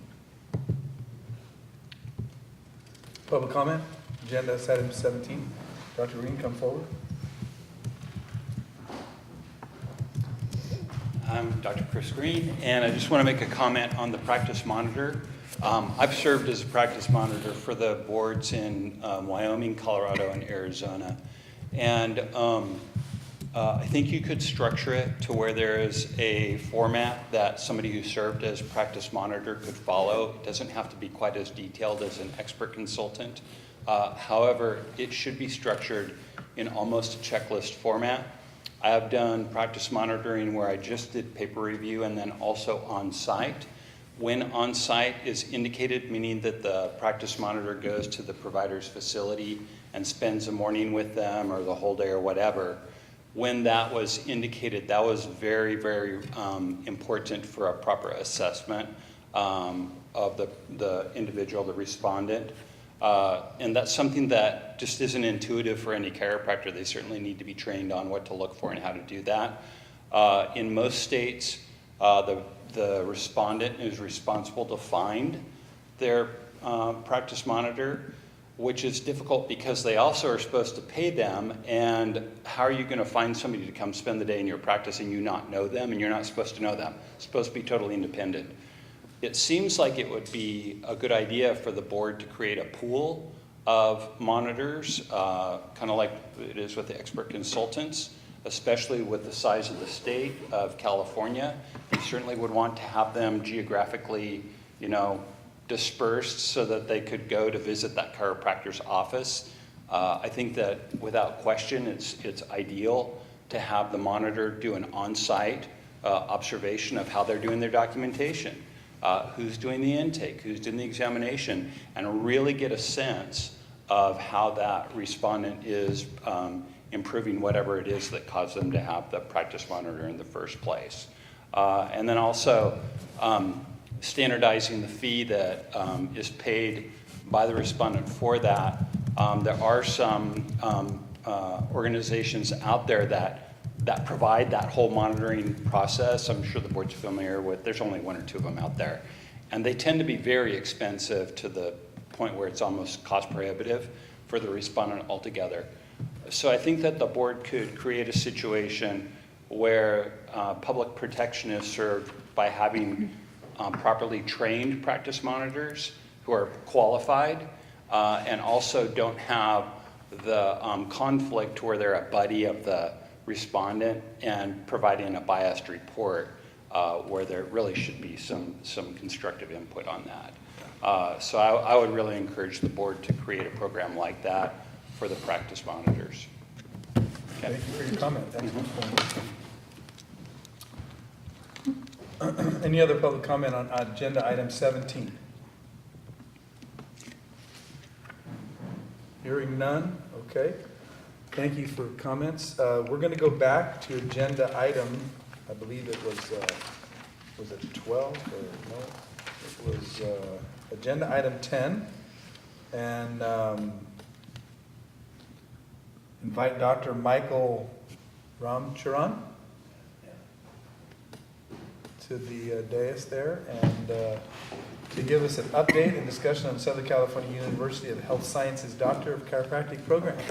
Welcome. Well, great. Good afternoon, and thank you to the Board of Chiropractic Examiners of California giving me the opportunity to address the board this afternoon to give you a high-level update of our College of Chiropractic Education. So let me first say that the Executive Dean gives his regards, Dr. Nick Poirier, and unfortunately he couldn't make it today, hence why, as the Vice Provost, AVP of Academic Affairs, I'm relaying the updates to the board. So per Dr. Poirier, he would like to let the board know that there has been a new organizational structure at SCU where we've implemented multiple colleges, including transitioning from LACC, the Los Angeles College of Chiropractic, and we created the new College of Chiropractic Education. We hired Dr. Poirier in March of 2025 as the Executive Dean, and upon his start at the university, he developed a strategic plan which really operationalized the vision of the College of Chiropractic over the next 3 years. The plan included 10 goals focused on educational innovation, student success, student experience, and alumni connections. As part of our strategic plan as a university was we really wanted to redesign the chiropractic curriculum. So one of his primary charges as the Executive Dean was to work with the faculty on implementing a curricular design and revamping our current curricula, which is 10 terms and 12 terms down to 8 terms. And as we know, the educational environment is very competitive in chiropractic education. The University of Pittsburgh has launched a program that is 8 terms. Parker will be launching a program that is 8 terms in duration. So there's a model in chiropractic education in reducing the number of terms, meeting the competencies for the learner with a reduced number of terms. So as a result of that, we've decided to follow that suit. And as a result of the curricular design, the goal is to improve the educational experience, shorten the curricula to make it more competitive with other healthcare professions, including our competitors, and have a thread on integrative care and whole health. The new curriculum is expected to start fall of 2026. Dr. Poirier also would like to thank the board for the changes made to the regulations. We wouldn't have been able to make our curricular improvements without some of these changes. And of course, I personally want to thank Dr. Daniels for the wonderful conversations that we've had with the board as well that helped shepherd that process. We knew that attendance was a huge issue for us, and there have been modifications with the new regulations when it comes to attendance. I'll move on to geographical expansion. So as a result of developing the new College of Chiropractic Education, part of the university's vision as a leader in whole health is we'd like to geographically expand our chiropractic program to other states. And the first state that we're going to geographically expand into is Arizona, starting in the Phoenix area, starting spring of 2026. A new chiropractic program is starting in the Phoenix metro area in January 2026, and other locations are considered for the near future. So I'll just give you a high-level overview of the College of Chiropractic's education vision for our programmatic expansion over the next 3 to 4 years approximately. As I said, Phoenix, spring of 26, Denver, fall of 27, Seattle, fall of 27, Las Vegas, fall of 28, Salt Lake City, fall of 29, and then we're also going to be expanding to San Diego as well. That date to be determined. So that just gives you a high-level vision of what we'd like to do with our geographical expansion and our model. Yes, sir. Could you repeat those once again? Oh, sure. Sorry if I'm going a little fast. A little slower. For you, Dr. Adams. Phoenix, spring of 26. Denver, fall of 27. Seattle, fall of '27, Las Vegas, fall of '28, Salt Lake City, fall of '29, and then San Diego to be determined. And these are all just highly tentative dates, but these are the geographical regions that we would like to expand into. Any other questions? No? Okay. When we look at the clinic environment, we're adding a new VA affiliation. When we look at, we're adding multiple affiliations with FHAQs, those federally qualified centers. I think you put the wrong abbreviation here, but we're having multiple centers that we're going to be collaborating with as well. We're continuing to emphasize and expand our tactical sports medicine, expanding into several locations within the greater Los Angeles area in connection with the LA Sheriff's Office. We will continue to provide care to a wide range of patients through that mechanism. And again, Dr. Poirier would like to thank the alumni who are preceptors. Again, we couldn't do it without their support. When you look at research within the College of Chiropractic Education, we're on the heels of obtaining an R01 research grant from NIH. Our research team, especially Dr. James Whedon, recently received an award from ACRAC for his research on Medicare patients showing the benefits of chiropractic care compared with usual medical care. And finally, from our alumni, we appreciate our alumni who continue to support and connect with the college, many who come and present at clubs and other activities. And again, we thank them for their continued support and giving back to the school. And in closing, Dr. Poirier would like to gratefully, and myself, would like to gratefully, are grateful for the board's leadership over the last few years. I'd like to thank Ms. Kristen Walker, Dr. Larry Adams, Dr. Paris, Dr. Daniels, and all the staff members from the board as well. Thank you. Thank you. Any questions? Thank you. Questions? No? All right. So Phoenix is a done deal?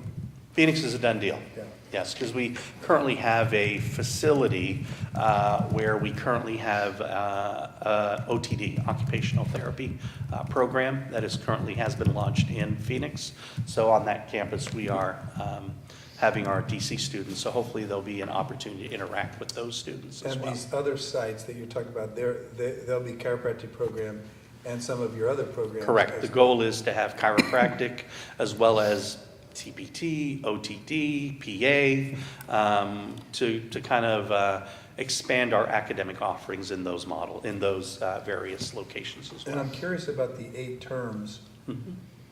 You still having to meet the requirement of 4,200 hours. Correct. And all those things as well. Yes. How does that, just real quickly, how does that, are the terms longer then, or? No, the terms are still going to be 15 weeks in duration. The credit hours might be a little higher to meet the competencies that are needed. But again, the delivery model will vary from, online interactive learning to on-ground learning, lab skill development that will be on ground. Some courses, depending on the curricular, like a jurisprudence course, might be 7.5 weeks in duration versus 15 weeks. Maybe a physiology and pathology course will be 15 weeks because it's a higher cognitive level of understanding for those particular courses. So we've done a deep dive on the curricula to determine what is the best approach to give the learner the opportunity to meet those competencies within a framework, 7.5 week durations versus 15-week duration courses, which allows the learner to give them a little bit more flexibility. Number 2, we actually are interjecting clinical experiences from term 1. And having a consistent thread throughout the curricula of clinical experientials from term 1 all the way to term 10. The last 2 terms is where they predominantly complete their clerkship experience and achieve most of their clinical outcomes. Again, thanks to the board, removing some of those lab numbers and x-ray numbers that were originally there. We know that we've kept the adjustment numbers as a baseline, but the intent is more effectively prepare the learner for vertical and horizontal integration of the clinic. So by the time you do the handoff from didactics to clinicals, they're a lot more solid in their clinical-based knowledge. And will the days be longer? Is that how you're getting to the 42? It depends on the term that they're in, and the in-depth of the curricular content that they're trying to absorb. Could be longer. We're not going to be your traditional 8 to 5 hours. It could be longer for that learner. And so yeah, it's going to vary, and we're still fleshing out those curricular nuances as well. And will the clinical hours be included in the 8 terms, like a preceptor, postceptor type thing? Correct. Within those 8 terms? Within those 8 terms, yes. The So last is it terms, 7 and 8, is where they complete their clerkship experience. And that will most likely, what, be in the office of a? It will be practicing chiropractor? either in our health center or within a preceptor model. Depending on how quickly they get through their competencies. Right, meet those in clinics. competencies. Got it. Correct. And, you know, Dr. Daniel's a huge fan of EPAs, and so am I, in trusted professional activity. So, you know, that's something we're definitely looking at as well. But at the end of the day, the board is concerned about meeting competencies, being safe and effective. Can they be ethical and safe and effective to deliver IHVLA, you know, that will be effective for outcomes, but again, not harm the patient. And at the end of the day, we are preparing our students to meet those metrics.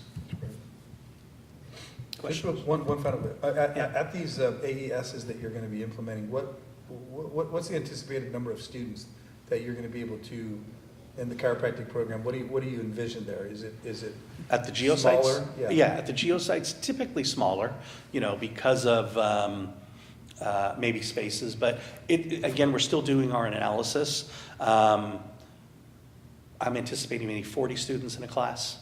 35 to 40 students at a geosite. And are you planning to use chiropractors? Yes. Practicing chiropractors in those geo Correct. So what would locations happen at the that will support- geosite, for example, in the Phoenix that we'll be launching, we have a lead faculty member who will run the scheduling, work with the learners, and then we have an adjunct model that will come in. So we have an excellent student to faculty ratio, especially when you're learning gross motor skills, clinical skills, physical exam skills, so you can give the learner timely feedback that's needed. So you're going to have that primary lead that will then bring in adjunct models to support maybe a 10 to 12, well, 1 to 12 ratio.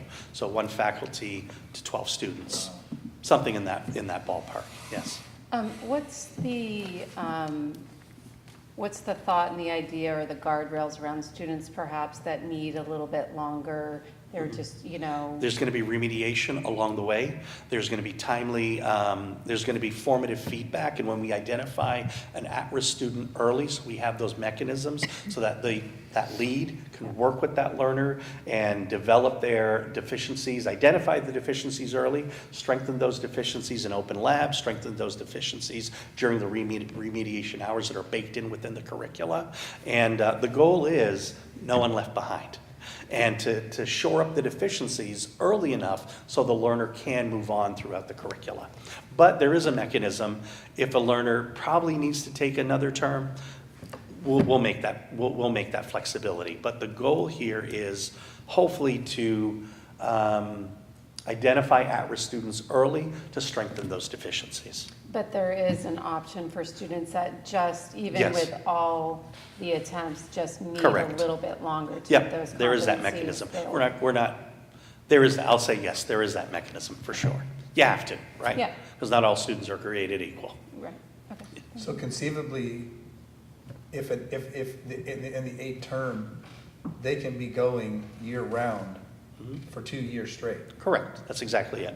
That is the exact model. Because at the end of the day, many health professions have reduced the number of years for that profession. MDs have gone from 4 to 3, dentists have gone from 4 to 3, DPT have gone from 3.5 to 2 years, OTDs 3.5 to 2 years. So many professions have adopted this accelerated model with excellent clinical outcomes for the learner, excellent pass rates for the boards, and the model is working. Hence why we've adopted this model of transitioning from 12 terms or 10 terms down to 8 terms as well. Does the math on that, full-time every week of the year is 2,080, something like that? I don't know, I just went through a PowerPoint slide that had all the I'm hours. trying I don't to remember. see how the math works on that, considering they would not be full-time every week of the year. it can't every day, right? That Right. I'm not sure, rephrase your question. I'm just trying to do the math on the hours, the minimum hours, and 4,200 hours Per week? in a. Yeah, the dean has that, I don't recall. We've calculated those. That's why I out. was asking about the longer day, because the only way to get, you have to have a longer day. Yeah, because 2 years at working every day, 40 hours a week, at least Monday through Friday, is about 2,080. So even if you double that, you're yeah, okay. Yeah. And again, maybe sometimes it might bleed over into the weekends as well. We could use weekend hours for the learners, maybe if there's labs that are needed. Yeah, unfortunately, I don't have all the granular numbers in my head that we've calculated it, but we've been able to deduce that a learner can complete the curricula within a 2-year window, but the days are elongated. Either the days are elongated or the credit hours are a little, like right now in our traditional program, a learner might complete 21 credit hours in term 1. In this curricula, the learner might complete 26 credits. I'm just thinking of burnout. Well, that's something we will I mean, consider, right? That's really pushing the limits. I think that's full-time every single day, all year. Point taken, and. No holidays, no Right. days off, but that doesn't even include days off. Right. Still doesn't get there. We're talking about more than that. Again, I wish I had the slide in front of me to show you how the hours were broken down, but we definitely understand the nuances of burnout with an accelerated curricula. We definitely understand the nuances of a higher credit load. We definitely understand, that more resources and mechanism touch points are going to be needed for a learner in this type of model, where you have your advisors have a lot more contact with that learner and are truly gauging and interacting with them along the way, so that we're trying to get ahead of burnout for that learner. Do you have off the top of your head kind of a lot of the other programs that you mentioned that, went from 4 to 3 to 3.5 to 2? What are the mechanisms that they've used to address sort of burnout? I think the key for a lot of those accelerated programs is assessing the learner more frequently and having a advising model where students have a dedicated advisor that meets with them on a frequent basis. So it sort of comes down to like what causes burnout, Burnout, really. right. Is it just the number of hours, or really is burnout more associated with feeling like you're failing, not having the support, not getting the feedback, not getting the help? Right. From what you're saying, the issue of burnout is greater than just how many hours I'm working Correct. a day. It's a multitude of things I think that contribute. And our goal is hopefully to have those individuals in place, like the program lead and adjunct faculty model, that's going to provide more advising to our students and have more touch points and identify where intervention is needed early so that we avoid the burnout or somebody dropping out. And certainly a student on their own could say, yeah, for sure. I'm doing 3 a year, 3 terms, taking a term off, and do it over 4 years in a sense, just like med school used to be. Right. And choose to have that summer off, if you will. Right. And again, I think students are they know that, 8 terms is gonna be an accelerated model, and they're gonna have to have that mindset also, that they can do this type of curricula. But we're gonna have mechanisms for off-ramping if needed for a student to support them along the way. Excellent. And within the program design, as far as the, day-to-day, I assume there's a shift in sort of how the content is presented, obviously with more formative, feedback, the idea of chunking, those concepts I assume are going to be very heavy in the design of the curriculum. Correct. Which is going to really kind of shift how much material someone can absorb Mhm. because of the chunking that happens associated with the formative feedback? Well, to the chunking, to your question, we're going to have, we've baked into the curricula also board prep along the way. So we're going to assess our students on their skills to pass the boards on the various well, not steps, but parts, medical school steps. So the parts for national boards, which will also help us identify after their year of basic sciences, which students are at risk. How do we shore up those deficiencies before they actually sit for the board exam? Again, if you're learning, as we all know, students that learn in chunks, they remember today and forget tomorrow. But at the end of the day, we're trying to build a curricula where students are retaining concepts versus remembering a grocery list and it gets forgotten by the next week.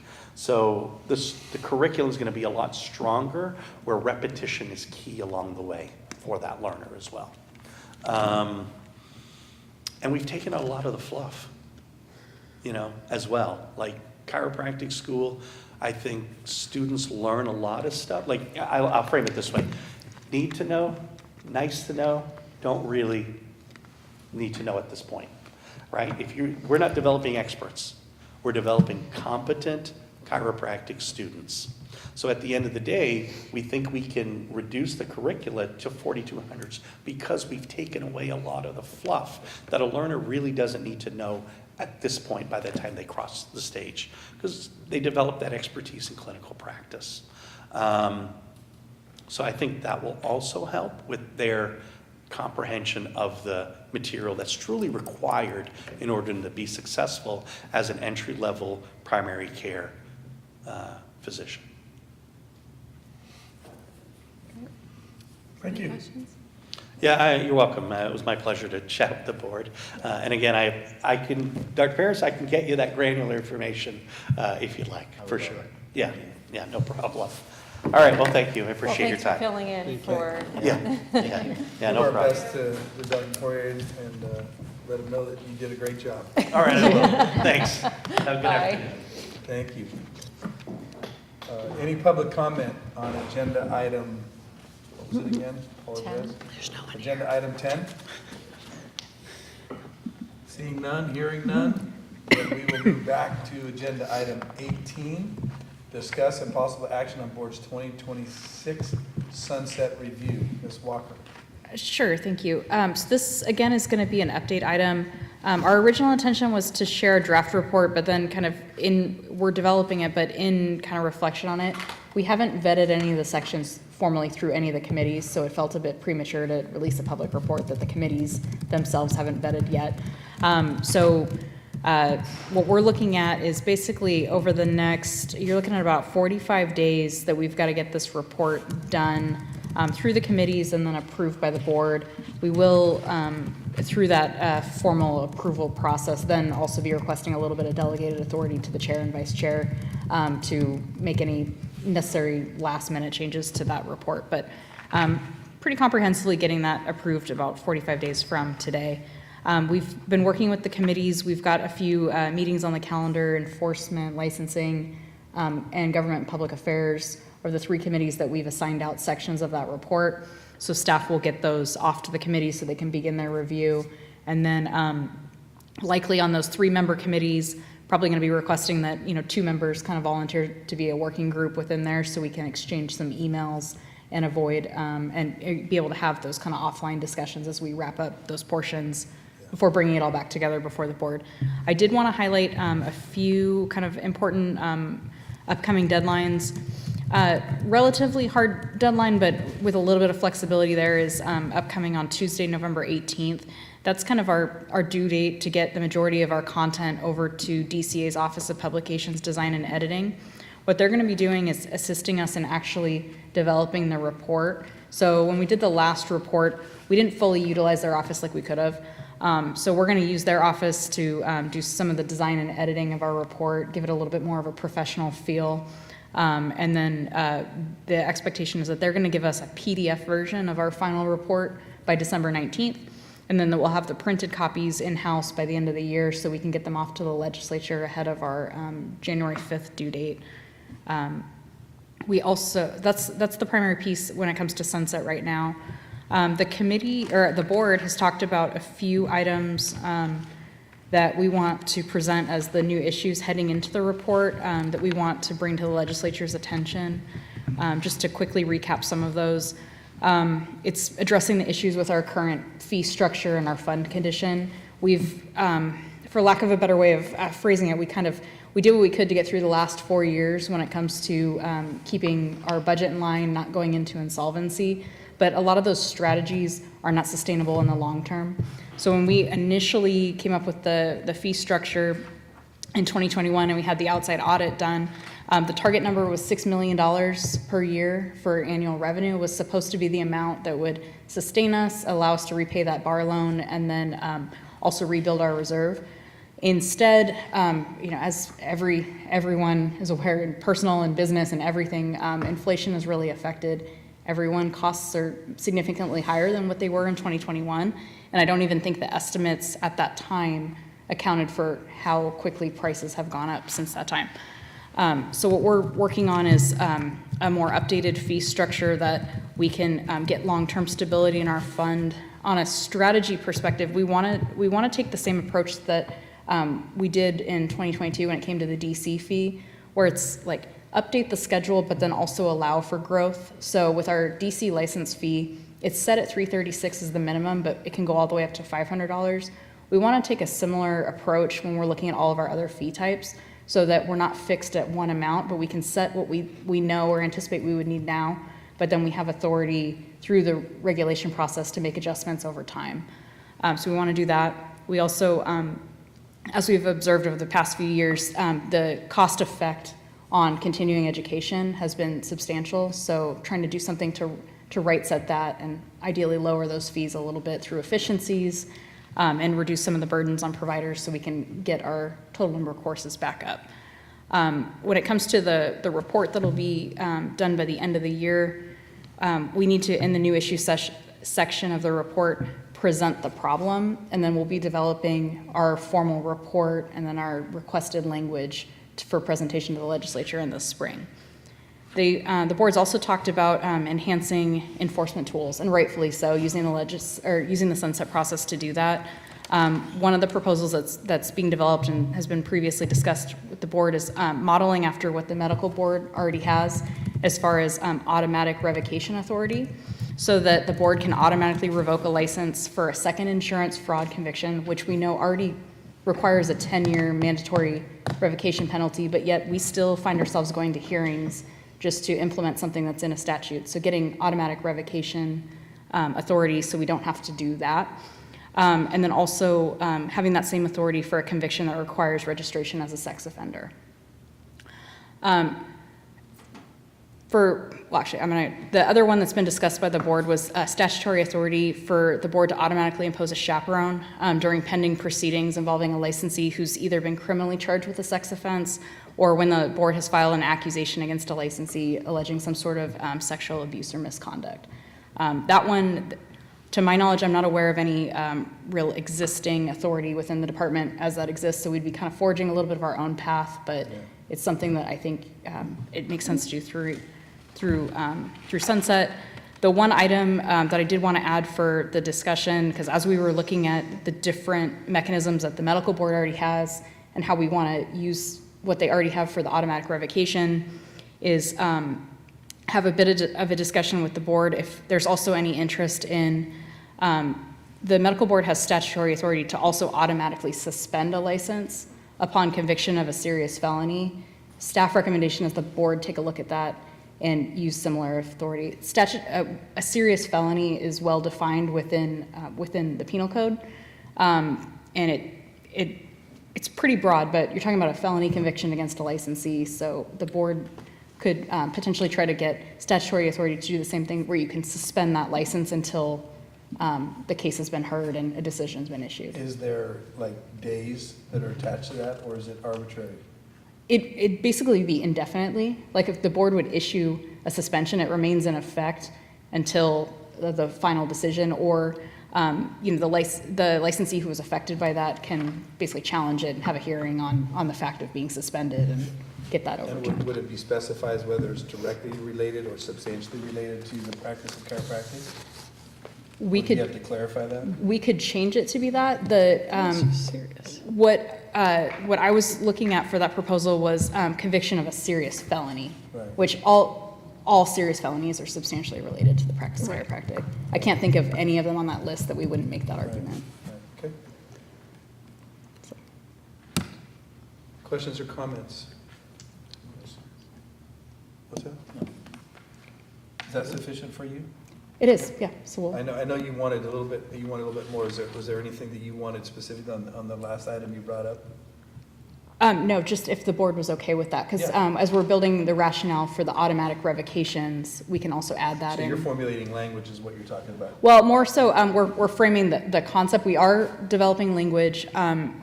We're not going to put the language itself in the report. We're going to hold on to that and work with committee staff Right. as we get deeper into the sunset This is one of those process. items using legislation so we can do it quicker. Exactly, Makes sense, yeah. Got it. Mhm. Excellent. Yeah. Okay, any other additional comments on agenda item 18? Public comment on agenda item 18. Anybody? No? All right. Then we'll move on to agenda item 19. We're getting there, folks. Nominations of candidates for the 2026 board officer positions. And I believe I turn this over to Sabina. who handles Yes, this I'm process. the lucky one. All right, so as you are well aware, every fall we have nominations for our officer positions.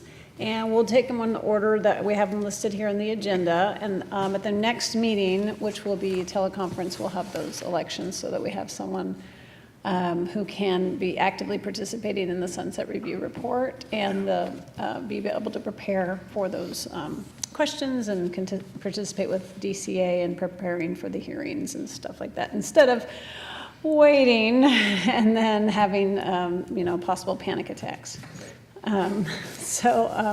We'll first take nominations for chair.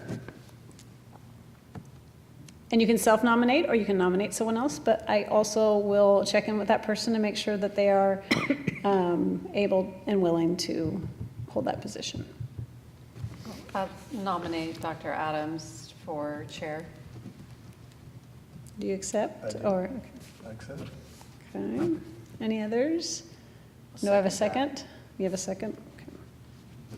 Great. Any other nominations? 4 of you. And, okay. Great, we'll do public comment here in the end, I'm sure. Any public comment? I'm not seeing any. All right, and then so let's move ahead with vice chair. I'll take any nominations to put on the ballot for vice chair. Are we going to go in order, or just are you leaving it open? I'm going to go back after I'm going to gather all these nominations. Well, usually we go down the line, but are you just asking for a nomination? I'm asking for nominations, yes. Well, then I nominate Dr. Pamela Daniels for vice chair. Great. Second. And you'll accept, I'm assuming? Yes. All right, hearing none, I'm hearing no public comment. We'll go ahead to secretary, and then we'll I know that Mr. Sweet's leaving us, right? At some point next year, yes. Okay, but we'll miss you. But also Ms. Cruz, I think, is sticking around. I think. Yeah, do you want to nominate her? Sure. I know. She's not here to accept it, but Yeah. Well, still nominated. and she's in the position currently, so Yeah. if things change between Then now we and the can- next meeting, we'll know about it, and then, I'll second. okay, and then we can have some you can change up during that meeting if there's a change for whatever reason with Ms. Cruz. Okay. And I'm assuming we have no public comment? Okay. All right, do you want to do you want to go forward with our votes for that? You do. You want us to take the roll call? Yeah, for our nominations. Oh, We just do nominate. I can't remember how we do it. And I then the think next no. meeting. Oh, we'll I think- vote No, at the next okay, meeting. right. I didn't know if we voted on the nominations. No, we don't No. for now. All right, so we have Ms. Cruz, Dr. Daniels, and Dr. Adams, pretty much our same slate, Carry the same slate. which is good for continuity and, you know, the board knowledge and experience. So then we'll tackle that at the next meeting, assuming Ms. Cruz is on board, and we won't have to make any changes. But if we do, we can do it at that meeting. Yep. So we've asked for public comment. I think Yes. hearing none, we are ready to move on to agenda item 20, which is schedule our 2026 quarterly board meetings. I believe we have some dates set aside that we can go through, so let's take them in their order as they are laid out. So if you have your calendars, I know for me,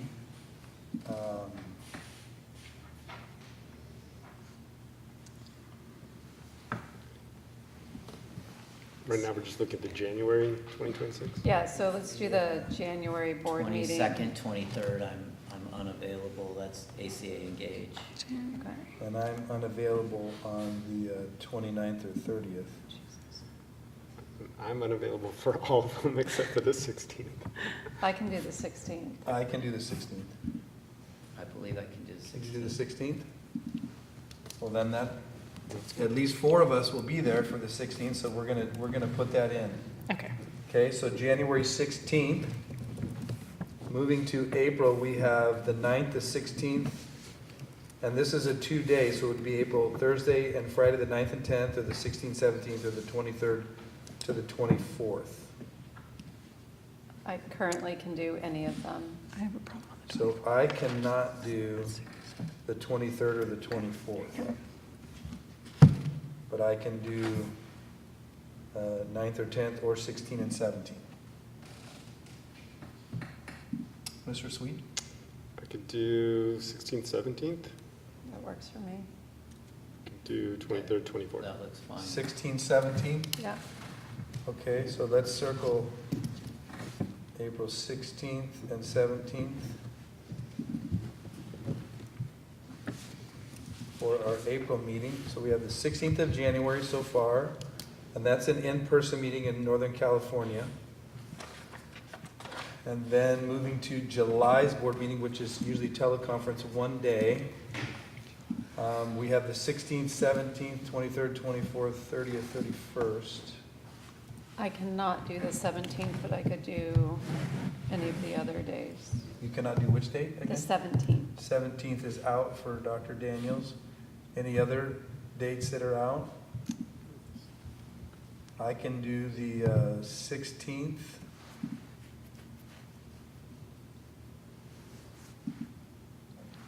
Or the 24th. I think I can make any of them work. Yeah, me too. I think the 24th, that's ringing a bell for me that I won't be doing that. I think the 24th is out for me. About either Thursday, July 23rd, or the 30th. Is that better for Yeah, either of those work for me. Dr. Paris?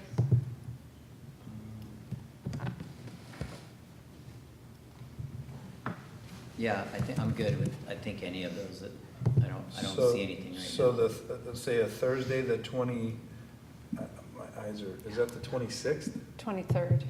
23rd, Thursday the 23rd, or Thursday the 30th? Are those, either of those are good? Yeah. Yeah. I can also do So Friday, July 31st. So do we like the 23rd or the 30th more? I know we're getting into August, if that affects anybody with kids, that can affect you with Mine are all old. all the older. They're gone now. So should we shoot then for the 23rd? Sure. Does that sound good to everybody, July 23rd? For the July meeting? And then moving into October, the 8th and the 9th are out for me.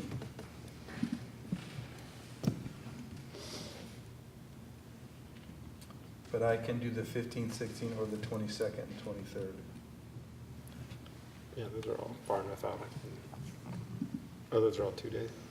Those are 2 days, only potentially if, 2 days. They you could, know, like it's this one like got put to one. We And we'll just booked probably- it, is so there a you chance- wouldn't have to there's a chance cancel we'll your be back schedule, here. you know. There's a chance we'll be back here next year if they'll host us again. Yeah, that'd be the intention. Yeah. So maybe the The 23rd is getting closer to. I don't 15th, know. 16th? I kind of am part to the 15th and 16th. Yeah, I can do, That's so far away, that works for me. Yeah. So is 15th, 16th okay for everybody thus far? yeah. Okay, so we'll go 15th and 16th. Yeah. All right, I believe we have our dates. And if I could just ask, Yeah. it's close enough, I think we can keep it within the agenda item. Since everyone's looking at calendars, can we look at Friday, November 7th, 2025, around 1 o'clock? Does that work? So I already looked and I could make a 1:30, but I couldn't do sooner than that. Yeah. But Well, we can a were talking about doing it at that hour. Yeah, right around that time. Yeah, so I Like a mean, 1:30 to 3, 1:30 to 2:30. Give me that date again? Friday, Friday. November 7th, around 1:30. Just to do an hour to an hour and a half. yeah, I could Just a quick little call. kind of It just get probably, there by it probably 1:30. won't take us the full time, but we want to block that out, right? What Yeah, I would time? block out an hour and a half, but I don't anticipate it even Starting at taking. 1:30? 1:30 or 2 o'clock. Okay, I can do that. Yeah, the later that I have something that morning that hopefully will be done by then. So I could. would 2 be 2 better? 2 to 3:30? Let's do, Dr. Perez, That's, let's do. that's a tough one for me to push into 3:30. I mean, ideally, if we could do 1:30 to 3, 1:30 to 3. but, I mean, it's not going to be in my control, but, yeah, do try for 1:30. I mean, if we push it later, I mean, goal would be 1:30, yeah? 2 to 3, no fluff, just get straight to the agenda items? Well, I'm just We- saying. We if could it do that carries- too. if it- Well, yeah, I mean, I'm happy to do it if we can keep it within the hour. We can keep it to an hour. Yeah, I'm fine, 2 to 3. Because we'll just, I mean, the absolute priorities is the election, sunset, anything else would I be. can crack the whip. 2 o'clock. 2 to 3, okay. So 2 to 3, 2 to 3, November yeah. 7th. Yeah. We can do it. Because Ms. work for Cruz you? is also available that day, and Yeah, I'll double I check with just Dr. work till Esling. about noon, so. So November 7th, 2 to 3 p.m. Via WebEx also. WebEx. Yep. And, you know, she laid out the agenda items, four items. Mhm. Could be only 3 if we have no adverse public comment. It'll just be just the 3 aspects. Correct, yeah. Okay. Anything else? That was it, thank you. You bet. All right. We are Do we- right on time. Do we have to do public comment for that? Yep, we do. So we'll do public comment for the quarterly board meetings. You okay with our board meetings? You gonna be around next October? You'll be gone? I'll be gone. Well, good for you. All right. So no other public comment. We will go to agenda item 21, future agenda items. I feel, based on the questioning we had with Dr. Ramcharan, Ram Sharan? I just can't. Dr. Michael, who spoke, I think it'd be nice to have, at one of our next board meetings or as soon as possible, a presentation from SCU on the 8-term Chiro program. I would like to hear more about, because I'm in the same boat as Dr. Paris about how does that really, I'm curious about this because I've just heard about this with Troy University and with Pennsylvania, 8 terms. I was like blown away. I'm like, how are you doing a 4-year program in 8 terms? You know, or 12 quarters. And I mean, that to me is, and when you add up the numbers, it really comes down to you're probably going to have about a 45-day educational week, 45-hour week to make that work. If you're going to incorporate, you know, a 1-week break in between quarters. So we want to probably reach out to Dr. Portier's staff. Yeah. He's the man for that. Okay, yep. Particularly since see if we can they're, get them since at they're really January. doing Yeah. I mean, they're going geo, no kidding. I mean, they're talking by 2029, they're going to have another 6 sites. So they're going all in on this. So that would be a future agenda item for me, yes. Anybody else? I've had a few based on the conversation. They may already be in the mix, but licensing is working on some of the issues that Dr. Green brought up with AI, but just keeping AI as a broader conversation amongst the board members, so I'd put that on there. And then, if need be, discussion around proposing procedures for the waivers and exemptions, and also further conversation around standardizing or getting a practice monitoring program. I second that. I think having his insight, having practice monitored, I think it'd be great to have him come and perhaps give some insight. And then finally, putting on there the authority, the discussion around gaining authority for the board as far as revocation and suspensions. So those are my items.